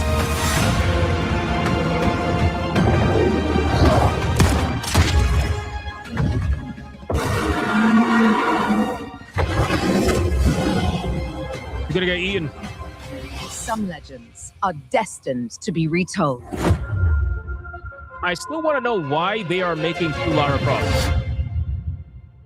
Like, does one lead into the other? Are these two connected in any way? Like, I need somebody to explain this shit to me. I really do. Does this have a Steam page? Let me see. Does this have a Steam page? Hold on. Lara Croft. Lara Croft Atlantis. The fuck was it called? Oh, Tomb Raider Legacy of Atlantis. Okay, so Tomb Raider. There we go. Legacy of Atlantis. Okay, it has a Steam page. Okay. So according to the Steam page, it says, experience the pinnacle of adventure with Tomb Raider Legacy of Atlantis, a stunning reimagining of Lara Croft's 1996 genre-defining game with jaw-dropping visuals powered by Unreal Engine 5, modern gameplay, and new surprises that honor the spirit of the original. Okay, so this is a recreation. This is a recreation. Okay, no problem. All right, so this is a recreation of Lara Croft's 1996 adventure. Okay. So now we can look at Lara Croft Catalyst, right? Let's look at Lara Croft Catalyst. This is the one where I'm like, bro, what are we like? I'm so confused here. And maybe it's a difference in graphics. Maybe it's like I don't know. I have no idea. I'm confused. The entire world knows your legend. You survived the Dragon's Triangle. Crossed the threshold to Atlantis. I've heard a dozen told tales that say you're unstoppable.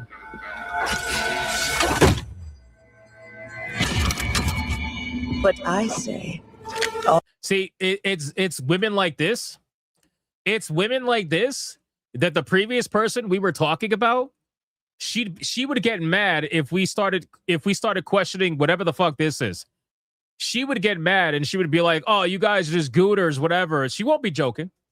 She won't be joking, but because everybody finds Lara Croft to be beautiful, or not everybody, but you know what I'm saying. Like most people find them to be beautiful. In the last one, in Catalyst, I'm sorry, not Catalyst, in Legacy of Atlantis, she's like, "Oh, I'm just joking, guys. I'm just joking. Looks don't matter." It's like, bro, do looks matter or do they not matter? That's really what I want to know, because these people can't seem to fucking land on an answer. All legends must come to an end. You know what's crazy? If you look here, she looks fucking stacked. I don't know if it's coming through on the stream, but there's like when she steps over to the side, bro, you see that curve? Oh my god, she looks stacked. I know she's not. I'm just saying she looks stacked. It could be shadows, right? It could be the shadow.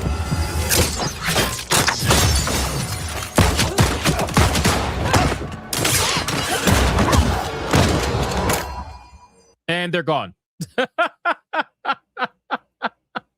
Holy shit. And they're gone, bro. They're gone. What the fuck happened? Where's the silhouette? And they're gone. It's like, bro, what the fuck happened, bro? Dude, the silhouette from before. It's like, bring them back. What happened? What happened here? Oh my god. What is? Oh. Anyway. That's where you're wrong. Yeah. I don't know. I have no idea. I again. So is this one ugly? No, but this one is. It's very clear the body is so much different, and my question is like, why? Why is it so much different? What happened? Like, how is this? How is this a totally different? How is this a totally different game? Like, what happened? I don't understand. Why is she brown? It could be because she's inside of this fucking whatever this is, this underground place. So it could be the lighting. It could be the lighting. But like, she still looks cute. She's got a feminine face. There's no wide jaw. She's got the makeup. She's got the hair. She's nice and slim. Whatever, it's fine. But it's like, bro, everything else disappeared. Why did everything else disappear? Where did it go? Where the fuck did it go? I don't get it. I'm just getting started. Like the last one looks so much better. Oh, but see, look. Where the fuck did these come from? Where did these come from? These are bigger than what the fuck we just saw not even like 10 seconds ago. So what is going on with this trailer? I don't understand. Like, why are they back now? What is going on here?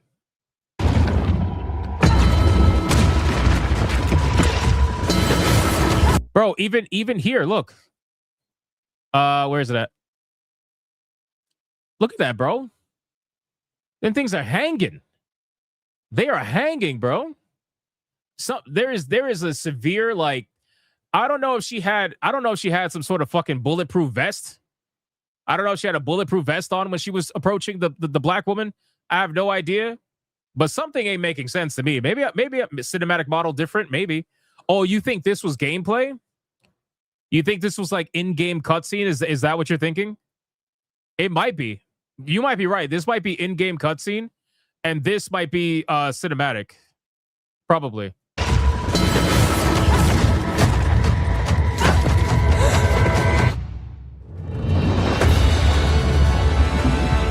mean, the environments look really good.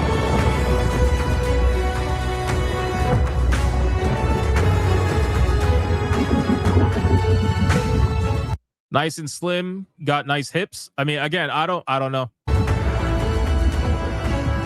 This one confuses me. Yeah, this honestly, guys, this just confuses me. It really does. So let me see. What's the description for this? Hold on. So Tomb Raider, Catalyst, right? Is that on Steam? Tomb Raider. The fuck? Tomb Raider Catalyst. I don't think it's on Steam. Why can't I see it? Tomb Raider Catalyst. I don't see it on Steam. Did they not put it on Steam yet? No, they didn't. They didn't put it on Steam. Okay, so again, I don't know what the deal is. I don't know what the deal is with this one. It just seems very odd to me. I don't know why they decided to go with what seems to be two different Lara Crofts. I feel like maybe, just maybe, the only thing that I could think of is since Legacy of Atlantis is a retelling of her original story, then Catalyst is probably going to be an older Lara Croft, which means that could be why. But even then, it's like, okay, I guess. I don't know, man. Is it two different studios? No, it's not two different studios. So they're both Crystal Dynamics and they're both Amazon studios. So both of them, it's the same studios for both games, which I find to be very, very, very strange. Very strange. Again, look at this. Bro, look at this. I don't know. I have no idea. I'm gonna go with the theory that this is an older Lara Croft. That's what I'm gonna go with. And maybe they have two different people in charge. Maybe they have two different people in charge of the art, because I don't know what the fuck I'm looking at here. But yeah, I don't know. This was Smash JT's face when he saw how flat she looked. He was like, oh. Oh man, this is great. This is hilarious, bro. All right, let's X this out. Let's continue. All right, let's talk about this. Can we talk about something good? Can we talk about something good really quick, guys? So if you missed it 2 days ago, okay? And I'm going to catch up on Super Chats after this. 2 days ago, we were all talking about Megaman, okay? 2 days ago, we were literally talking about a report that Capcom is going to be working on brand new Devil May Cry games, brand new Mega Man games, and brand new Ace Attorney games, right? We were just talking about that 2 days ago. And then last night, during the Game Awards, they announced a brand new Mega Man game. And I lost my shit. I'm not going to lie to you. I kind of screamed behind a muted mic. Because I was like, let's fucking go. Like, let's fucking go. I'm excited. The only thing that would make me even more excited if they were to bring back a modern remake of like Mega Man Battle Network. If they were to bring back Mega Man Battle Network, I would lose my shit. I think the only thing that would make me lose my shit more would probably be a Half-Life 3 announcement. But that's besides the point. So I would love to see a Mega Man Battle Network with modern graphics and everything like that. But anyway, one could hope, one could dream. But so apparently, before we play the trailer, Capcom just announced again that they're planning to make Mega Man into a franchise similar to the likes in terms of popularity of like Monster Hunter and Resident Evil and Street Fighter. Now, in my opinion, I feel like Mega Man could have been that if you guys didn't fucking go quiet over it. But I guess they feel like Mega Man has pretty much died off to the point where it's like not even relevant. So they're going to try to bring it back to something that's equally relevant to their other franchises. Anyway, let's play this trailer. Here we go.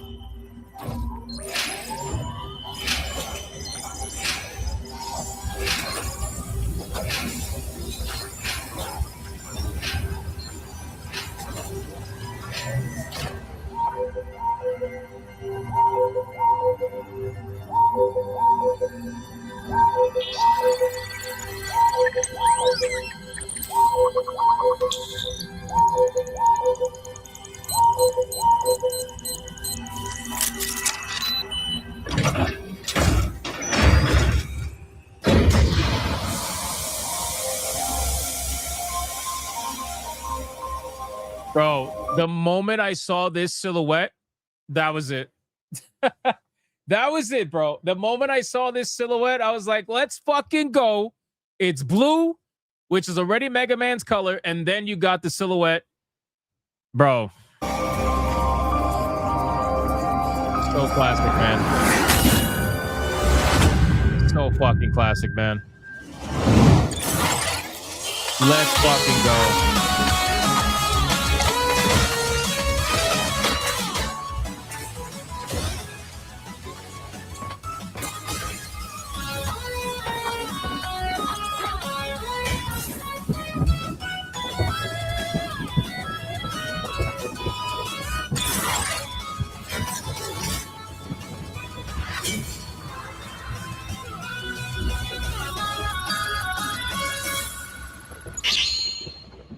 Dude.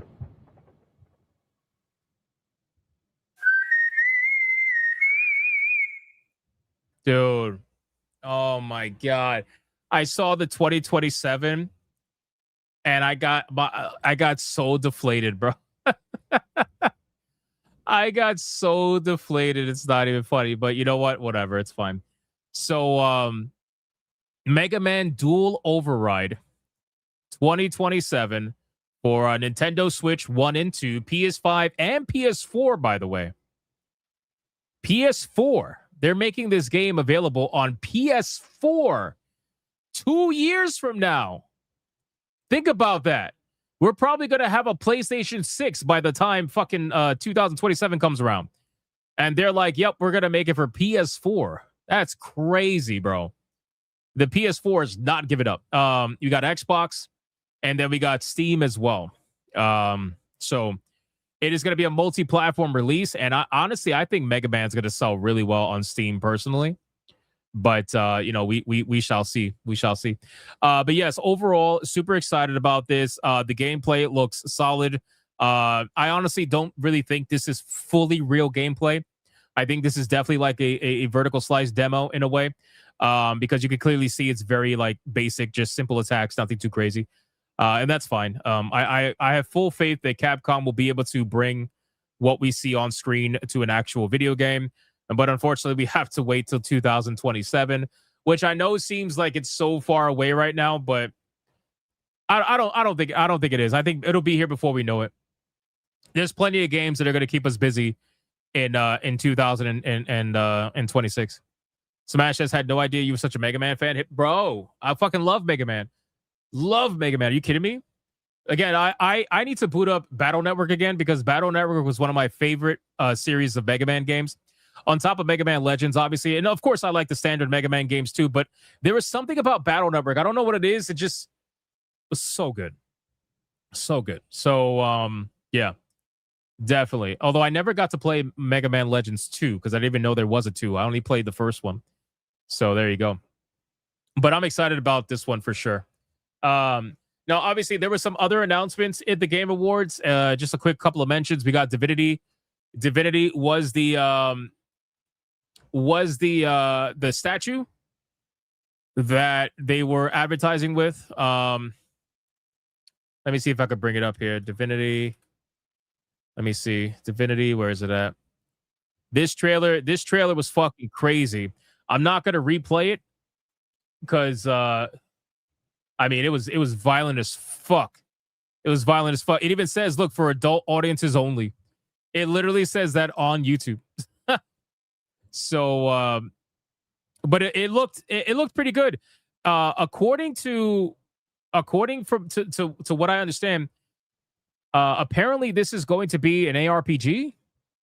Apparently, or maybe it's a turn-based game. I don't know, but the rumors are that it's going to be an ARPG. Apparently, so I need to see more. Like the trailer is just. This was a sick trailer. Don't get me wrong, but I need to see some gameplay to fully understand like what I'm looking at here. But as you can see, as we get to the end, holy shit! Damn. This is sick. This is so sick. I love this. I love this so much. If we go here, it transforms into the statue that everybody saw in the in the desert. So the statue was indeed Divinity. Really good advertising by them, by the way. And I can only imagine how. I kind of want to know how much that statue cost. I can only imagine how much that fucking statue costs. How much you guys think that statue costs? Yes, this is Larian Studios, so this is from the makers of Baldur's Gate 3. And keep in mind, they're working on this video game because Wizards of the Coast took away Baldur's Gate from Larian because they had a disagreement on essentially creative disagreements. Like Baldur's, like they wanted to do, Larian wants to do what they did with Baldur's Gate 3, and Wizards of the Coast didn't want to do it. They ended up giving Larian what they wanted, and Larian put out a product that absolutely destroyed them. But due to creative differences, they took away Baldur's Gate 3. I'm sorry, Baldur's Gate in general from Larian. Imagine taking away Baldur's Gate from a studio that made you millions upon millions upon millions of dollars. Imagine that. Fucking retards. Larian is a turn-based game. That is what they're best at. Okay, well, hopefully it is turn-based. I would like for it to be turn-based. Speaking of Wizards of the Coast taking away Baldur's Gate, Wizards of the Coast also announced their own game that, by the way, is going to be an action RPG. That's been confirmed. This is going to be an ARPG. This is not going to be a turn-based game, which tells me they might have wanted to make Baldur's Gate into an action RPG. Probably. That's probably where the creative differences happened. They probably wanted to make Baldur's Gate 3 into an ARPG, and Larian said, no, we need to make it a turn-based game. It's going to sell like hotcakes, whatever. Like, they had differences. Check this out. All of this magic, this pact we have forged, what is the cost?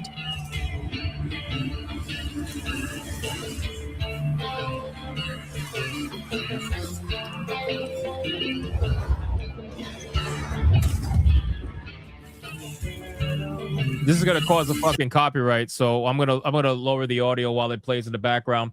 There's a comment I want to check out really quick. Where did it go? Larian left, not the other way around. Is that the case? Because I could have sworn that I've read multiple times that Wizards of the Coast. I mean, they called it an amicable split. They called it, like, you know, they try to pretend like both sides were fine with it, but I could have sworn Wizards of the Coast decided to take it away from them. But if that's true, I mean, whatever.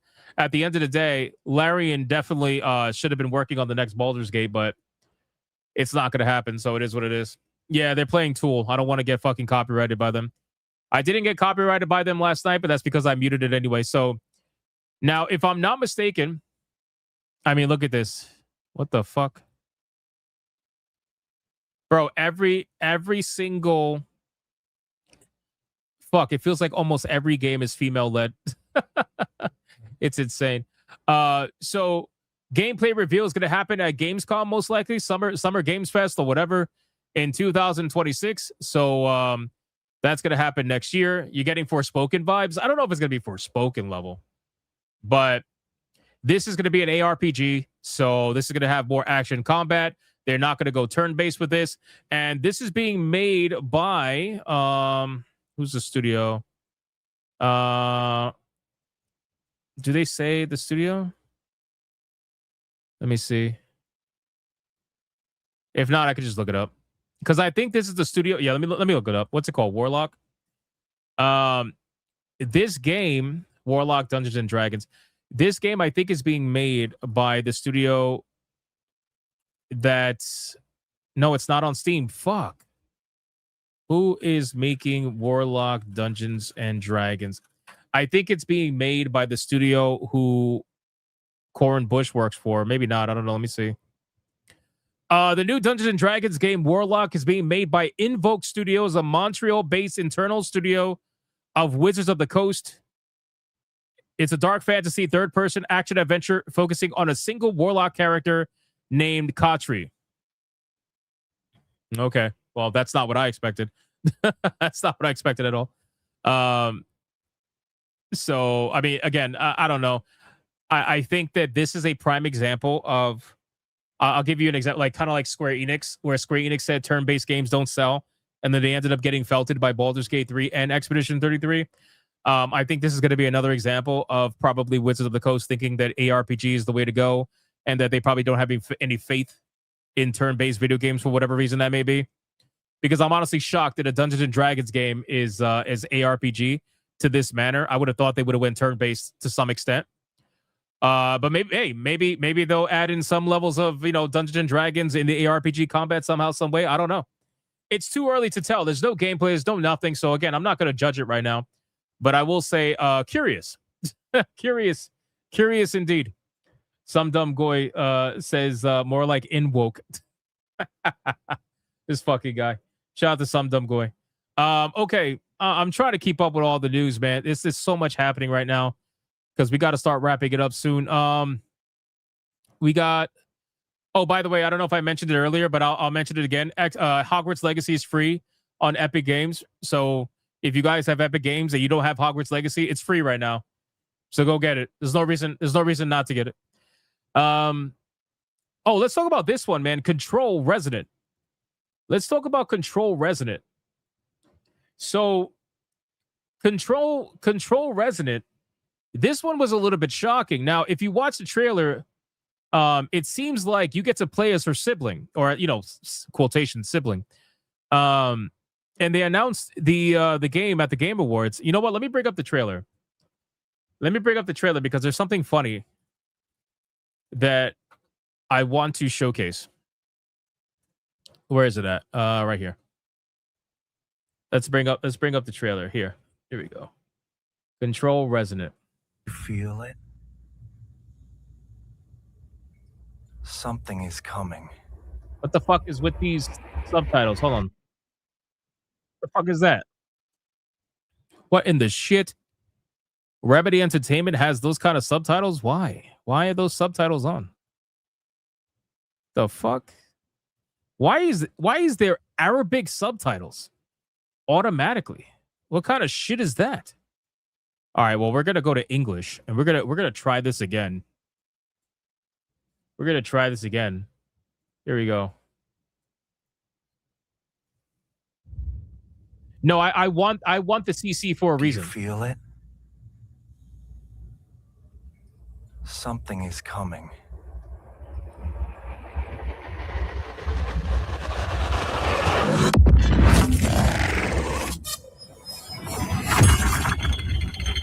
Fucking epilepsy warning. Crazy. An intrusive pattern.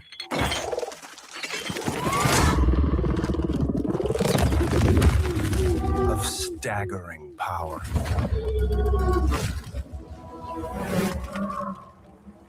Reshaping reality as we know it. Everything we tried to keep inside eventually worms its way out.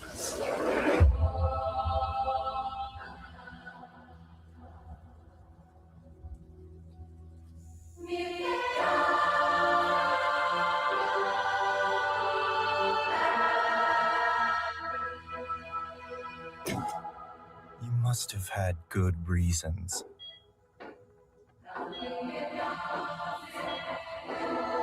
But we were not prepared.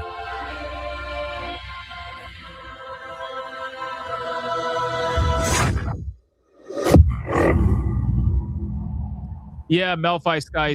It seems to be the case, yeah. For what would follow.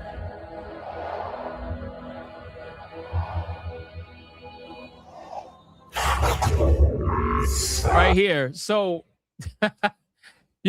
so I don't know if you guys are aware, but the cope that was running rampant at the Game Awards in the chat during the live stream, I don't know if you guys saw it.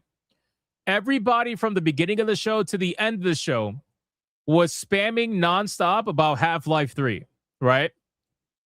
They were spamming nonstop about Half-Life 3. So when this particular part showed up, before people realized that this was Control, people were coping so hard because they saw Rise and Shine, which is a very famous line from the G-Man, where he's like, "Rise and shine, Mr. Freeman.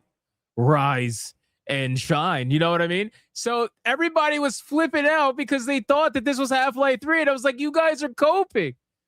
You guys are absolutely fucking coping. The game doesn't even look like Half-Life 3. Stop. Stop. What are we doing? But they saw Rise and Shine, and they're like, oh, it's Half-Life 3. Like, you guys, oh my God, dude. I swear to fucking God. People were coping like crazy. I think there was even a fucking article written by PC Gamer about it. It's so ridiculous.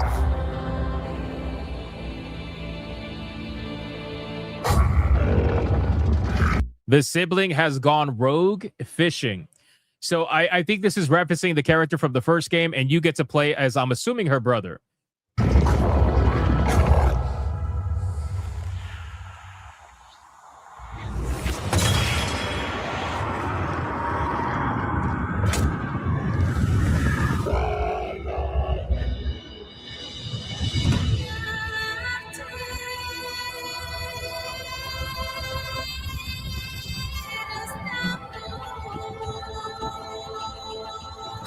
Bro, Control is one of those video games that you don't know what the fuck is going on. You don't even know what's real half the time. You're just playing through the game, trying to hope that you somewhat understand it. It's kind of like Alan Wake in a way as well, but just more on drugs, which is crazy because Alan Wake is already on drugs as it is, and this is like more on drugs.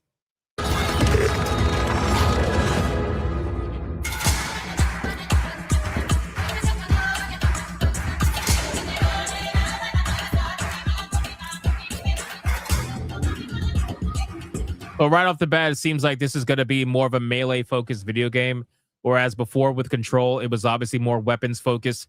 So there's that. You know, the brother seems to be more physical, which, you know, I find to be interesting. I need to play through Control again one more time because my memory about the story is so faded because it's such a fucking wonky story. So I just want to play it one more time to get a better understanding of what's going on. But yeah, that's basically it.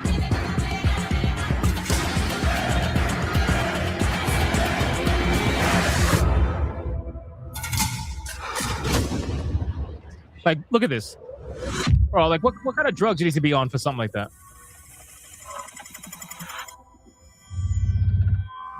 Pace yourself. It's gonna get weirder.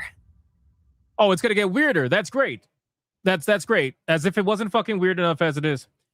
Hypno, is Alan Wake, Control, and Quantum Break all connected?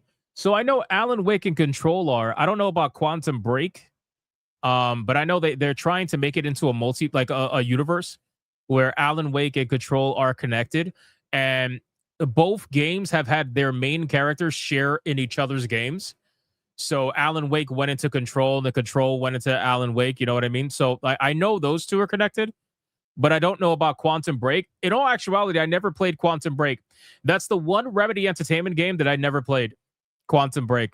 So if you think I should play it, I definitely will check it out for sure, but I've never played it. Hypno, is Control 2 coming out before Max Payne remakes? I think it is. I think they're going to launch with this, and then they're going to want to come out with the Max Payne remakes. I don't see how they're going to come out with the Max Payne remakes at the same time as Control, because that would take away, the spotlight from Control. So that's basically it. So anyway, this is it's interesting. It's definitely interesting. I'm curious about it. I don't know how I feel about playing as a different character, considering I played as the previous character. But, this is what it is. So shout out. All right. That takes care of that. Holy fuck. Resident Evil. God damn, there's so much to talk about. Resident Evil. If you guys are not aware, Resident Evil has confirmed, even though we all knew it, and it's been leaked 100 million times. Resident Evil Requiem has confirmed that Leon is going to be in the game. Leon is going to be in the game. And our Leon lost his mind at this Leon. If you guys missed the stream, I would definitely go watch the playback to see Leon's reaction to Leon. I thought it was pretty damn fucking hilarious. But he has every right to be upset. I totally get it. But Leon had a meltdown over Leon, which is pretty funny. So the leaks and rumors were true. Leon is going to be in the game, and his gameplay is more action-focused from what I could see. If you guys want, we could watch the trailer really quick. This will probably be the last one. Because we are nowhere near tier 1 or tier 2 for that matter. And hopefully the waifu battle saves it. Otherwise, we're losing all tiers today, boys. Let's get into this. Here we go. Resident Evil Requiem. Wait, is this the Gamescom one? Hold on. I'm sorry, not Gamescom. Is this the... Yeah. Okay, Game Awards. Yep. This is the one. This is the one. Here we go. Let's do it.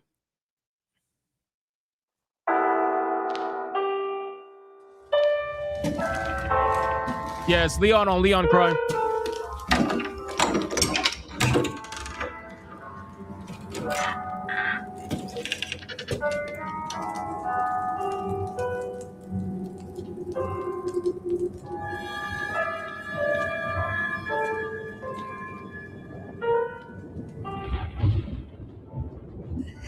Hello? It hasn't been easy. But after much effort, here we finally are. I just, like I mentioned last night, I love how they're making Grace the chosen one. Like they're making her the key to everything. And I'm like, bro, after 9 games, this is going to be the 9th mainline game. Now you're discovering some sort of chosen one or something along those lines. Like, what? Who are you? I know now that you're the one that I've been searching for. The special one. The chosen one. It's Ashcroft.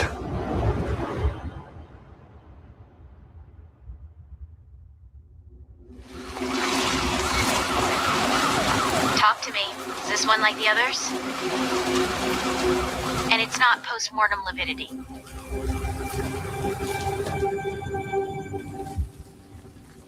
Hey, I just got a report of a missing police officer.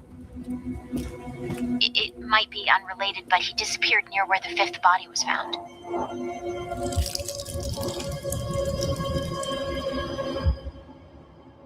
Through you, Elvis can finally be set free. The team has settled on a person of interest. Someone with ties to Umbrella. Victor Gideon.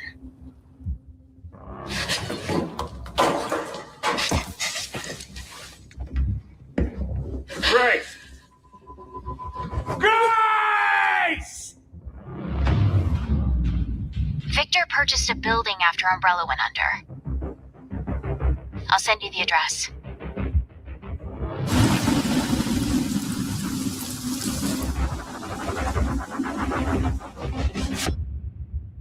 Welcome. Dr. Gideon has been expecting you.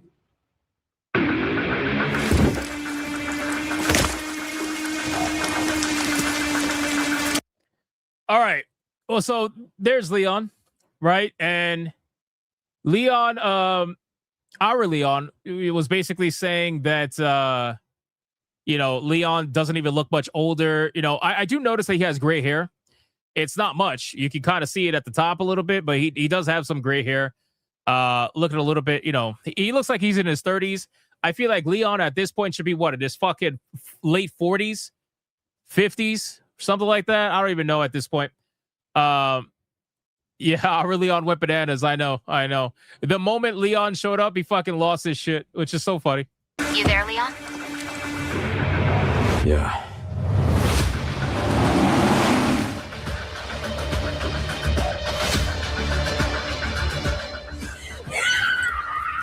Hey, over here. FBI, what are you doing here? Would you like to see what's hidden under the hood? Don't do anything stupid. Me? Never.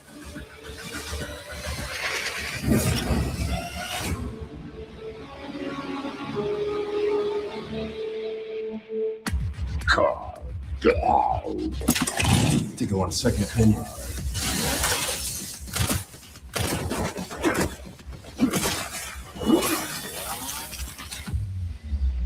Yeah, so obviously he's gonna have more action gameplay, and what the fuck is her name? Grace is gonna have more like stealthy horror type gameplay. And it's so interesting because I remember when they were talking about this game initially, and they said when they were developing this game, the reason why they didn't mainline Leon is because they thought Leon was just too much of a badass to be scared by any of this shit anymore. And then lo and behold, he's in the game and he's destroying everything. Pretty typical, right? So I don't know. I think this is definitely going to be an interesting one. I would honestly pay. I would pay to watch our Leon play as this Leon just to see the meltdown, while he's playing it. But I don't know if he's going to, so we'll see.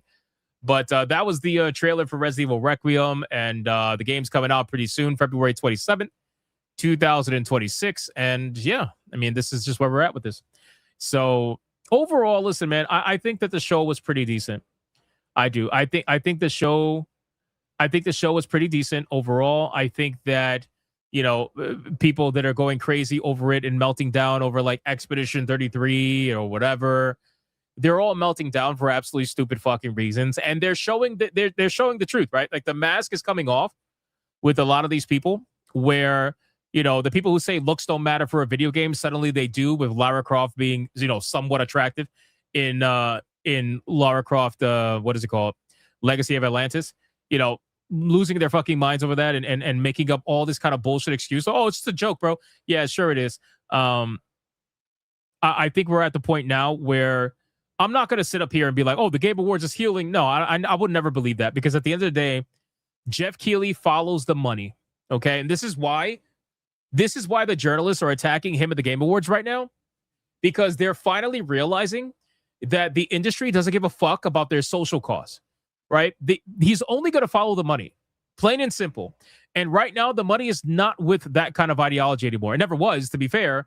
Well, actually, that's not true. So the money may not have been with customers, but the money damn sure was available in subsidization, multiple different grants that were given out from government officials, government entities.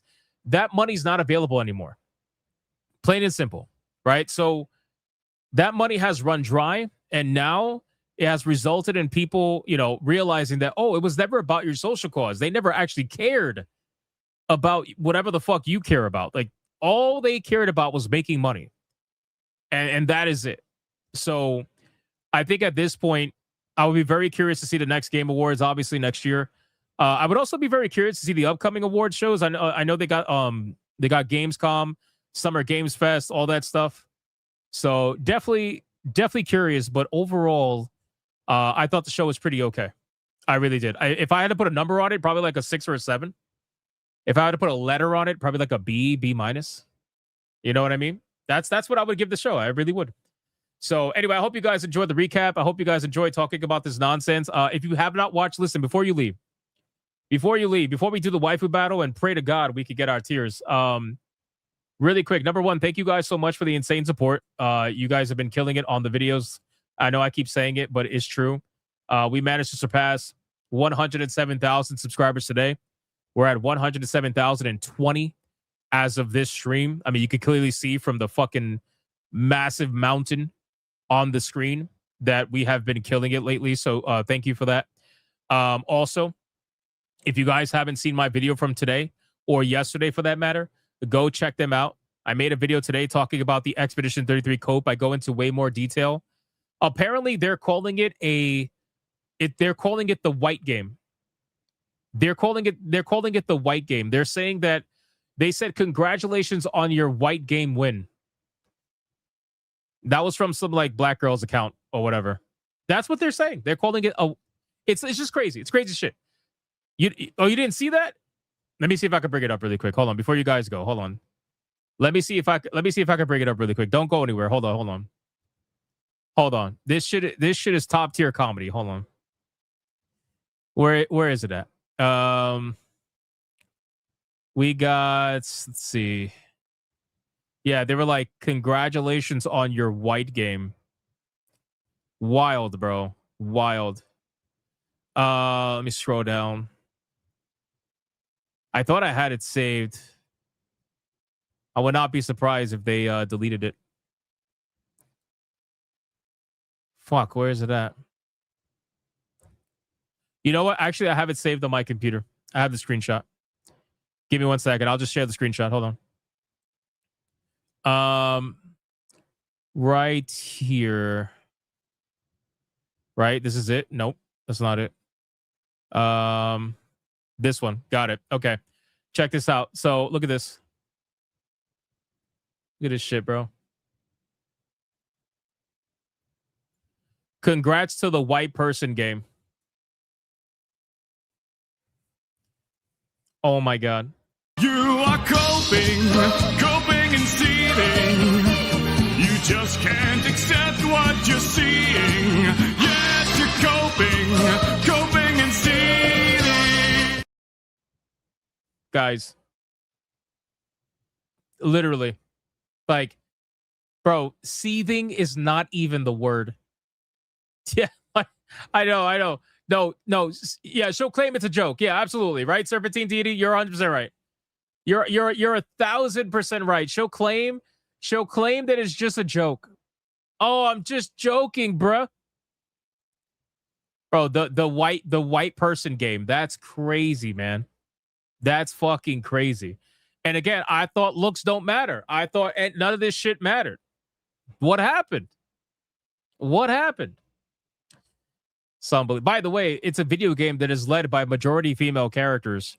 And by majority, it's a slight majority, right? Like you have Lune, Mael, Sael, and then you have Gustav. Actually, not really. You have Gustav. No, it's actually mostly men. It's majority men. You got Gustav, Verso.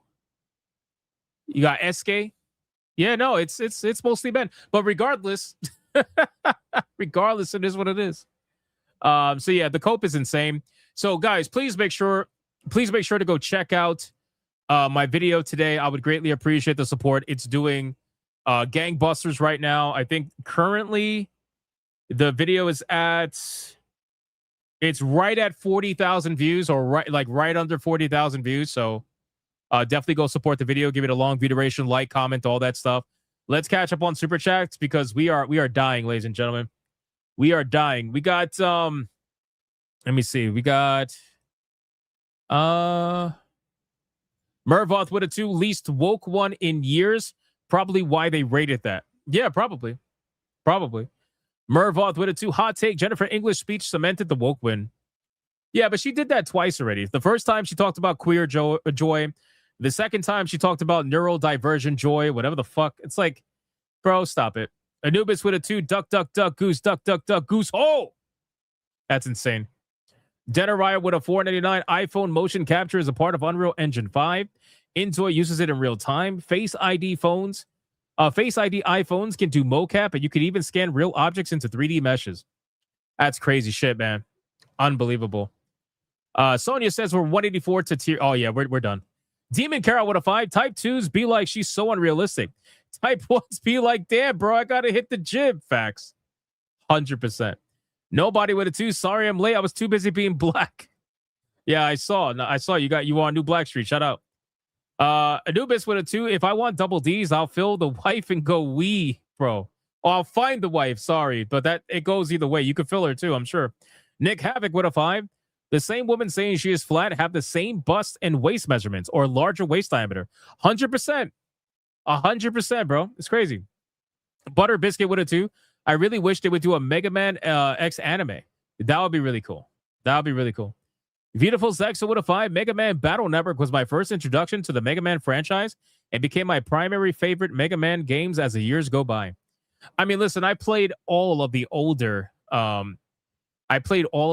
Mega Man games as well, but for me personally, I don't know what it is, but Mega Man Battle Network, I fucking love that game. Like genuinely love that franchise.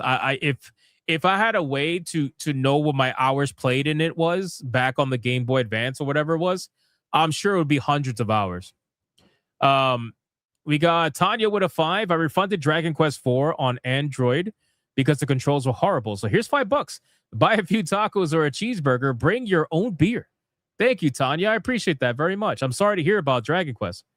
Denariah with a 5. Larian is not only turn-based. Their first games were Diablo clones with RPG elements. Then they had RTS series, and only Original Sin is turn-based. Well, again, they're probably more known for their turn-based video games in terms of, especially after Baldur's Gate 3, right? I mean, we could be honest and say that. But at this point, I think that if they stepped out of that, it would not necessarily be a bad thing either. But I would much rather see a turn-based game because I like turn-based games. That's just me being selfish. Peaches and Cream with a $4.99. Congrats on 107,000. Thank you, Peaches. I appreciate that. Romanizer becomes a member all on his own. Thank you, Romanizer. I appreciate that. Fallen Order with a $1.99. I wish there was a new Nier announcement. That would have been cool. That definitely would have been cool. I gotta imagine next year we're gonna have a lot more Stellar Blade information, right? Like I feel like that's gonna be happening next year at whatever the award shows, depending on what they wanna, if they want to do it at Summer Games Fest or if they want to wait to the Game Awards. How crazy would it be for the Game Awards to showcase Stellar Blade, knowing that every journalist that's sitting in there was coping and seething and getting ready to hit they're getting ready to write like every hit piece on that game. They're getting ready. Every hit piece and its mother are going to be written about that game well in advance before it releases. Guaranteed. All right, that's everything for YouTube. We got to go catch up on Rumble. Rumble, where we at, man? We got Torinol with a 2. You get 2 Lauras, one before they decided to change the model and one after. I guess so. But then the thing is, why release the pretty one? People are going to ask the question. DJ Connor gives some membership. Thank you so much. I appreciate that very much.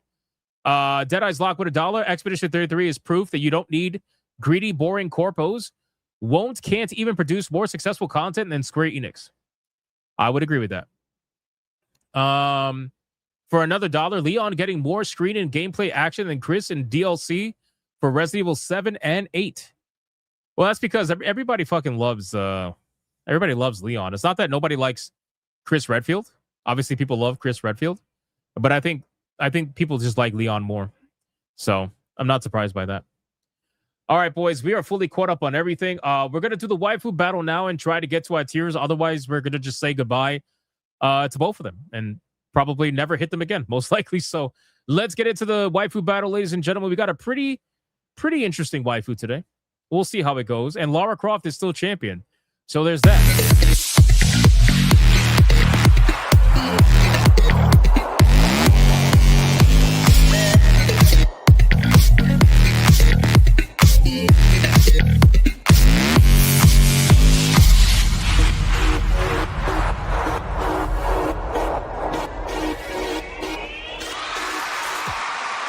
Waifu Battle's here. Really quick, Karnak Ketrel with a 2 on Rumble. Have you seen the Stellar Blade X account posting their congratulations of Expedition 33? No, I did not.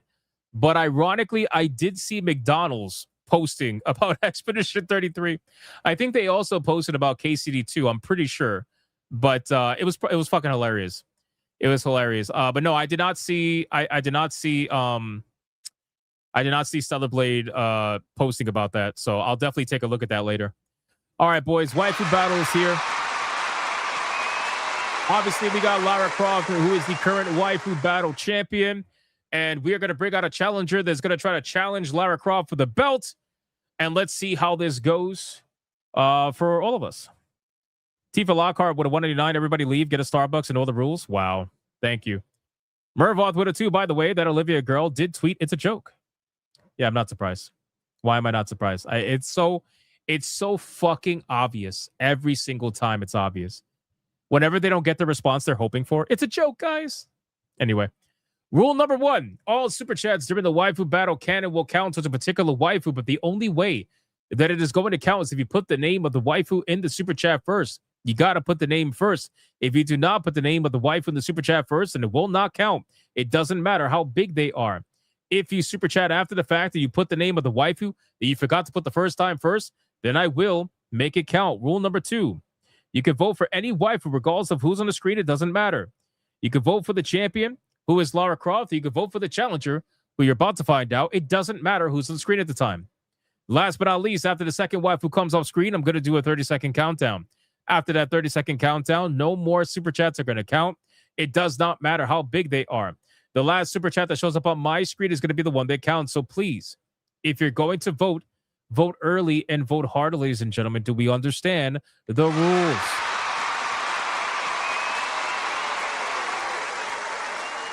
We do not understand the rules, boys.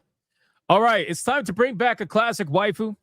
Considering we've been talking about RPGs, Final Fantasy, all that nonsense, I figure let's bring back somebody who would whip every single one of you for being gooners. And you would probably enjoy it.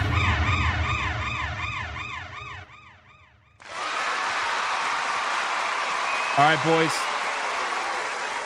The challenger that's going to go up against the one and only Lara Croft is going to be the one and the only extremely enhanced, because she's competing against Lara Croft. We got Quistis from Final Fantasy VIII, ladies and gentlemen. Let's start the clock and let's see who is going to win. Is it going to be your whipping teacher who would whip the shit out of you? Or is it going to be Lara Croft who would probably shoot the shit out of you? One of the two. Let's find out. The names are on the bottom. Choose your waifu and let's figure it out. Dikachu says quiff tits. Holy shit. Torinol with a 10 says Lara Croft because D-cup bust or bust. That makes a lot of sense, my man. That makes a lot of sense. Thank you for that. We got Mr. Spanglish with a 189 says Shion, she's the only waifu that does it for me. That makes sense. That makes sense. Shout out to you, man. Thank you. I appreciate that. Final Fantasy VIII, the one nobody ever played. Damn, Lenny. Dead Eyes Lock with a 2 on Rumble says Quistis. I appreciate that. Mervoth with a 2 says Quistis can whip me any day. That's fair. That's fair. Mystic Vegeta with a 307. Laura, 207 for your 107K and 100 cents from my hit 100 subs. Oh, congratulations, dude. You hit that today? That's awesome, man. Fuck yeah. Shout out to Mystic Vegeta. Congratulations on that. That is awesome. Toxin with a 189 says Quistis can get this. Why am I not surprised? Why am I not surprised Toxin wants to get whipped by the Snow Bunny? Why am I not surprised? Blue says Final Fantasy VIII is my favorite. Interesting. Interesting. Yep, just a few minutes ago. Nice, brother. Congratulations, dude. That is fucking awesome. Keep up the grind. Keep up the grind, my man. It never gets easier. Mr. Melancholy with a 2 Quistis. I'll take the muffins over the whip. That makes a lot of sense. I would also probably take the muffins over the whip, considering the size of the muffins. Just being real. Just being real. Mervoth with a 5 says Quistis to help with the streak. Oh, you talking about tier 1? Oh, it's dead, bro. Tier 1 and tier 2 is major dead. There's no way. Unless somebody comes in like a fucking superhero with a cape on, we're completely fucked. That's it. This is the end. This is the end, which is sad because this is one of the bigger streams that we had from a viewership perspective. But you know what? It's fine. I appreciate you trying, though. Thank you, Mervoth. Legendary. Demon Carol with a 5 says Quistis also that BioWare what? Quistis also that BioWare changeling works for oh, I get it. I get it. I'm like, what the fuck? Changeling works for Skeleton Key Games. Okay, that makes sense. That makes sense. Okay, so this is not the one that Corin Bush is working on. Okay, thank you for that. Thank you for that. I appreciate it. They're probably working on a turn-based video game or something. The turnkey, whatever, Skeleton Key game. Deku Leader says, we're getting felted. Send the Red Boys. Yeah, we haven't had, I don't think we had a single one all day. No clips. This is the first time in like, what, a month that we haven't had any clips today? Crazy. It's crazy, but that's it. And it is what it is.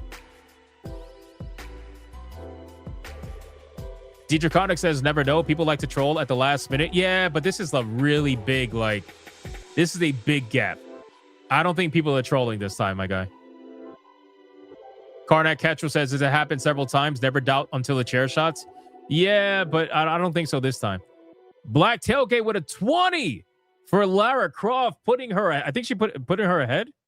I think she went ahead with that. Yeah, I think she went ahead with that. Shout out to Black Tailgate with the $20 banger. Thank you so much for that. I appreciate it. All right, boys, it's time to bring out the legend, the current Waifu Battle champion, who is none other than Lara Croft, ladies and gentlemen. Let's start the clock and let's see who is going to win. Is it going to be Lara Croft or is it going to be Quistis with the double D milkers and the whips? Let's find out. We got Zeroist with a 2 says Quistis. I'd be so whipped. I guess so. I guess so. Shout out to Zeroist. I appreciate that, man. I'm sure you would love for it to whip for sure. For sure. Rumble, we got Dead Eyes Lock. Holy fuck. Dead Eyes Lock with a 2 says Quistis. Thank you, Dead Eyes Lock. And then $1 for Lara Croft. So he's over there. Holy fuck, bro. Holy fuck, bro. What is this? Shadow Walker? Bro. Shadow Walker with a $100 Red Boy Hyper Banger for Lara Croft and says time for a comeback. Bro, what? What, bro? Holy shit. And then K Styles. Bro, what is happening? K Styles with $100 Red Boy Hyper Banger for Quistis and wants his blondes. Bro. Shout out to fucking Shadow Walker and K Styles, man. God damn. Oh my god, dude. Fallen Angel with a 2 says, Lara, gotta support my post. This is a really good one, Fallen Angel. This is one of the better ones for sure. So shout out to you for this one. I appreciate that, my man. That is legendary. What the fuck?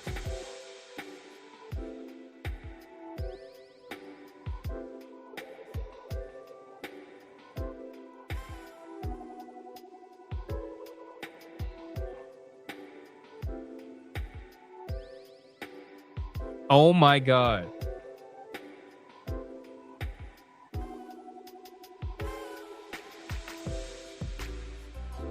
I'm legit stunned. I'm like fucking stunned right now.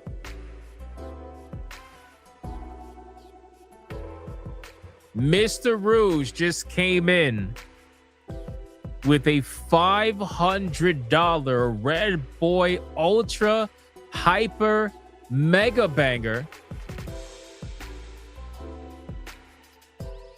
Ultra Instinct Banger.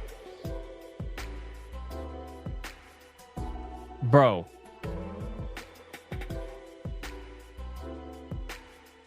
He said Lara Croft and someone said superhero. Bro, Mr. Rouge, along with K Styles and Shadow Walker, just saved all the tiers in one shot.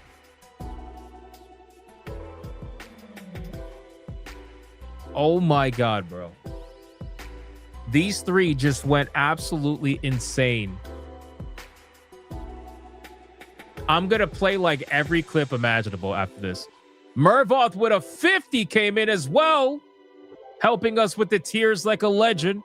Says, Quistis, Merry Christmas, all I got left. Bro, you did not have to do that. Only do it if you're able to. It doesn't matter. It's all good. It's all good. Mervoth. The absolute fucking legend that he is, man. Holy shit. Helping Quistis along. Keep in mind, guys, we use USD conversion. So Lara Croft is not that far ahead, even though it looks like she is. She is like decently far ahead, but still, with this one, he brought her even closer. Dragon with a 5 says, Lara, whip it good. Shout out. And Dennermeyer with a 2. Lara, I mean, Chris, the edging continues. Oh, my God. Somebody needs to control Dennermeyer. All right, boys. It's time for the final countdown. Let's see who is going to win. 5, 4, 3, 2, 1, go.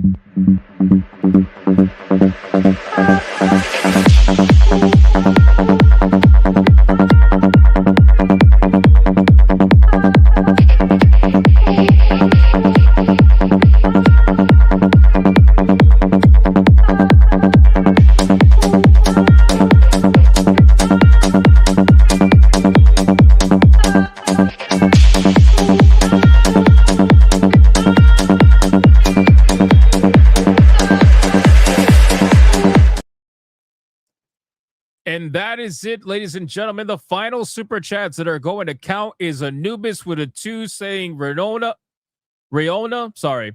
fuck the rest. And then Torinol for a 10 over on Rumble saying Quistis cannot ignore the Final Fantasy 13 waifus. Shout out to Torinol. Thank you so much, my brother. I appreciate that legendary $10 banger. Guys, while the mods are counting it up, I mean, we got Red Boys, man.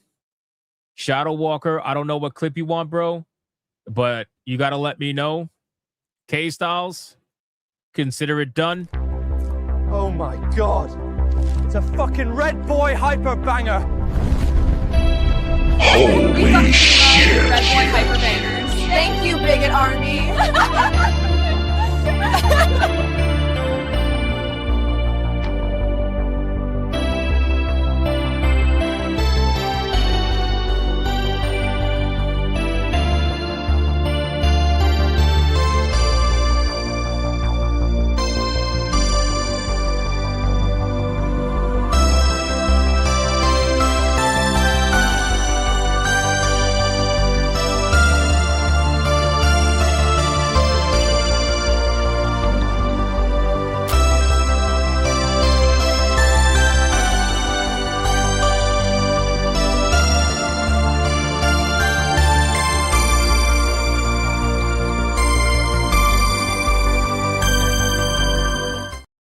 Shout out to K-Styles bringing back a classic. Bringing back a classic. I appreciate that, man. Fucking legend, dude. Dropping the Red Boy. Like, unbelievable, man. Shadow Walker says, what are the options again? You got Latinas, Goth Latinas. You got Goth Asians. You got Warhammer girls. You got Elf girls. Fairy girls. Black Cow girls. And the fuck else, bro? we got so many. We got so many. Oh, gingers. You got gingers as well. Gingers as well. You got that as well. There's a lot. There's definitely a lot. In the meantime, I mean, you know, Mr. Rouge is gonna get 5 fucking clips, bro. 5 clips. So that's pretty much almost all of them. Oh, you said play whichever? Okay, so I'm gonna play. Dikachu says, if I drop a Red Boy, could I have SJWs, Wokies, Fat, and Blue Day Girls? Yes. Yes, you can. No problem. I'll make it on the next stream. Shadow Walker, thank you again, man, for the $100 Red Boy Hyper Banger. I got you, my man. We're just going to go down the line. We're going to go down the line. Here we go. It's a Red Boy Hyper Banger, bitches! Let's bring the ladies in! Holy shit!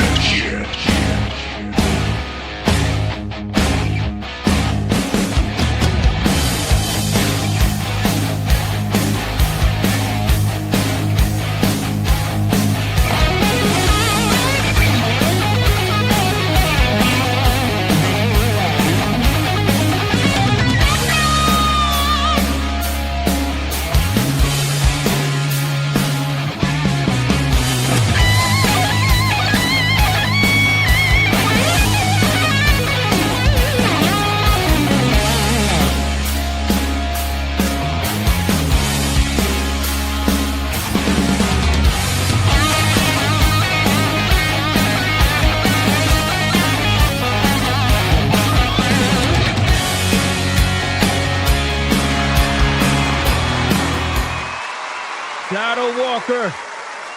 Thank you, my brother. I really appreciate that, man. Coming in clutch means a lot to me, dude. Holy shit. Saving tier 1. You and K-Styles together saved tier 1. Thank you guys so much, man. Sincerely. That is insane. That is insane. We got the numbers, and then I'm going to get to Mr. Rouge's clips because it's a lot of clips. It's a lot of clips, man. Lara Croft. Oh, my God. Oh, my God. $473.15 versus Quistis with a respectable, by the way, it's Quistis, right? So that's respectable. $180.32. That's respectable, in my opinion, right? That's respectable. But at the end of the day, it is what it is. The winner and still Waifu Battle champion, ironically, is none other than the one and the only Lara Croft, ladies and gentlemen.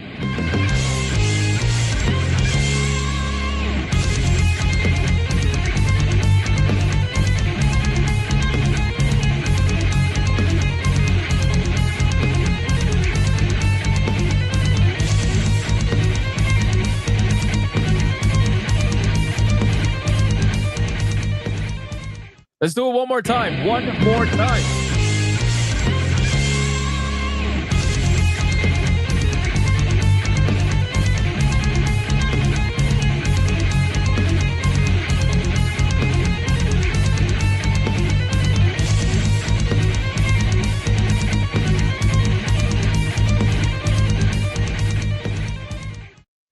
don't think there's too much coping and seething tonight, but there's definitely a little bit. You are coping and seething. You just can't accept what you're seeing. Yes, you're coping and seething. The truth is scalding, and now you are molding and coping so hard. Coping and seething. And that's going to be it for the Waifu Battle, ladies and gentlemen. Lara Croft is going to go backstage, where she will face off against another waifu this coming Sunday, Hypnocast, 9 p.m. Eastern. Do not miss it. Do not miss it, man. We got Trey Burkhalter with it too. Quistis, wait, there's rules? This fucking guy, man, Trey. Shout out to you, man. I appreciate that. Torinol with it too.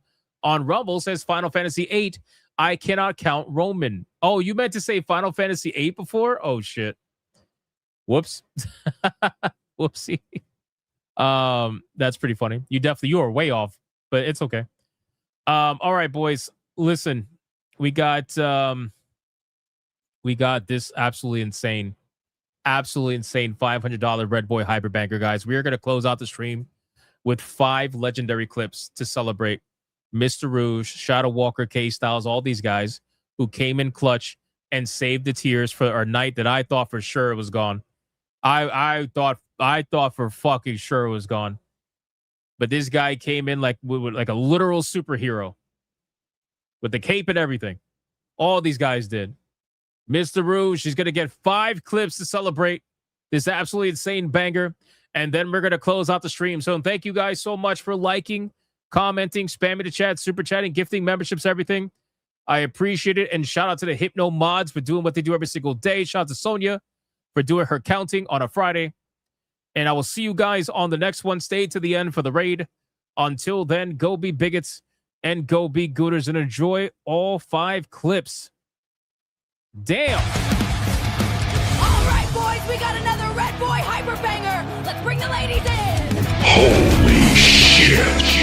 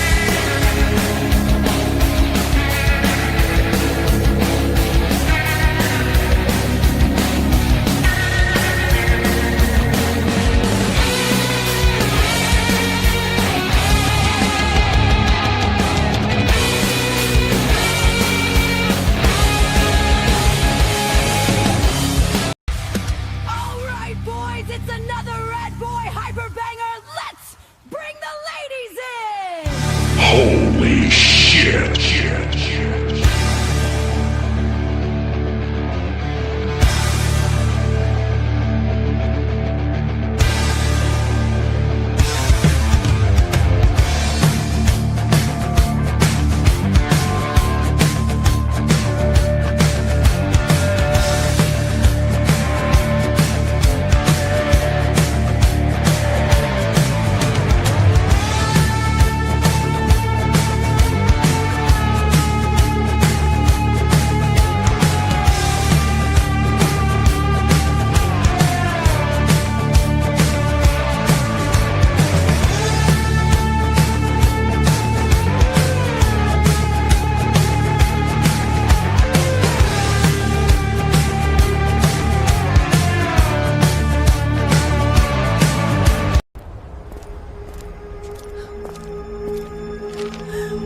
Oh my god, it's a Red Boy Hyper Banger. Holy shit.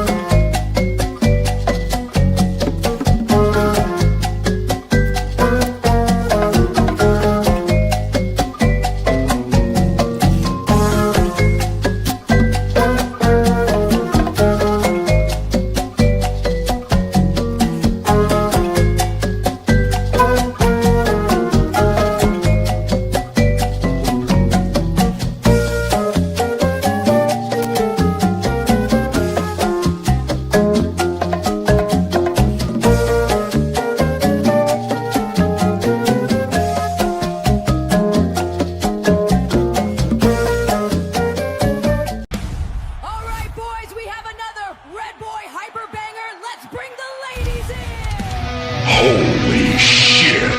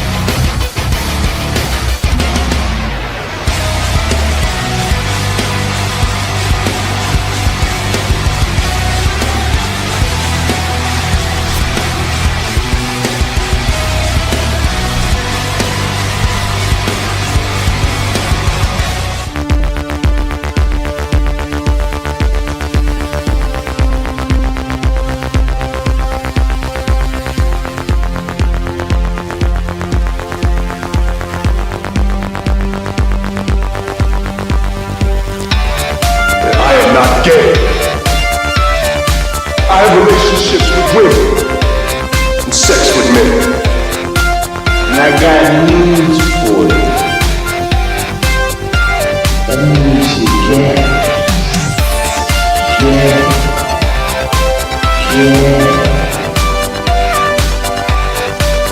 Poor kids are just as bright and just as talented as white kids. The dog. Or her cat was named Vagina.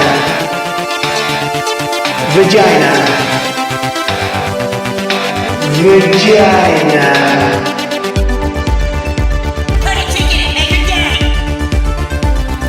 Fuck it, yeah, don't put a ticket in Maker Jack. Fuck it, yeah, put a ticket in Maker Jack. It means put a chicken in the queenie and make her Maker Jack. Fucking pronouns! Fucking pronouns! Fucking gender ambiguity! Fucking current day California shit! 'Cause that's all we fucking know! 'Cause we're boring! We're so fucking boring!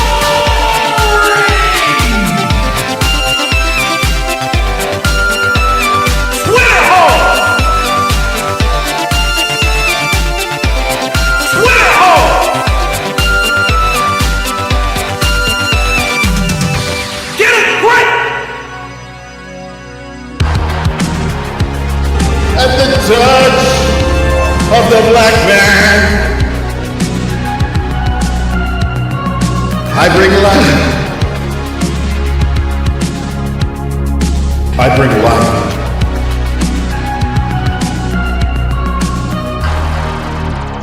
I bring life.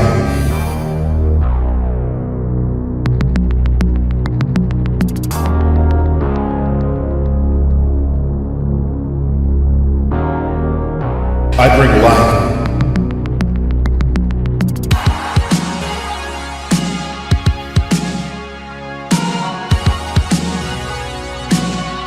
I bring life.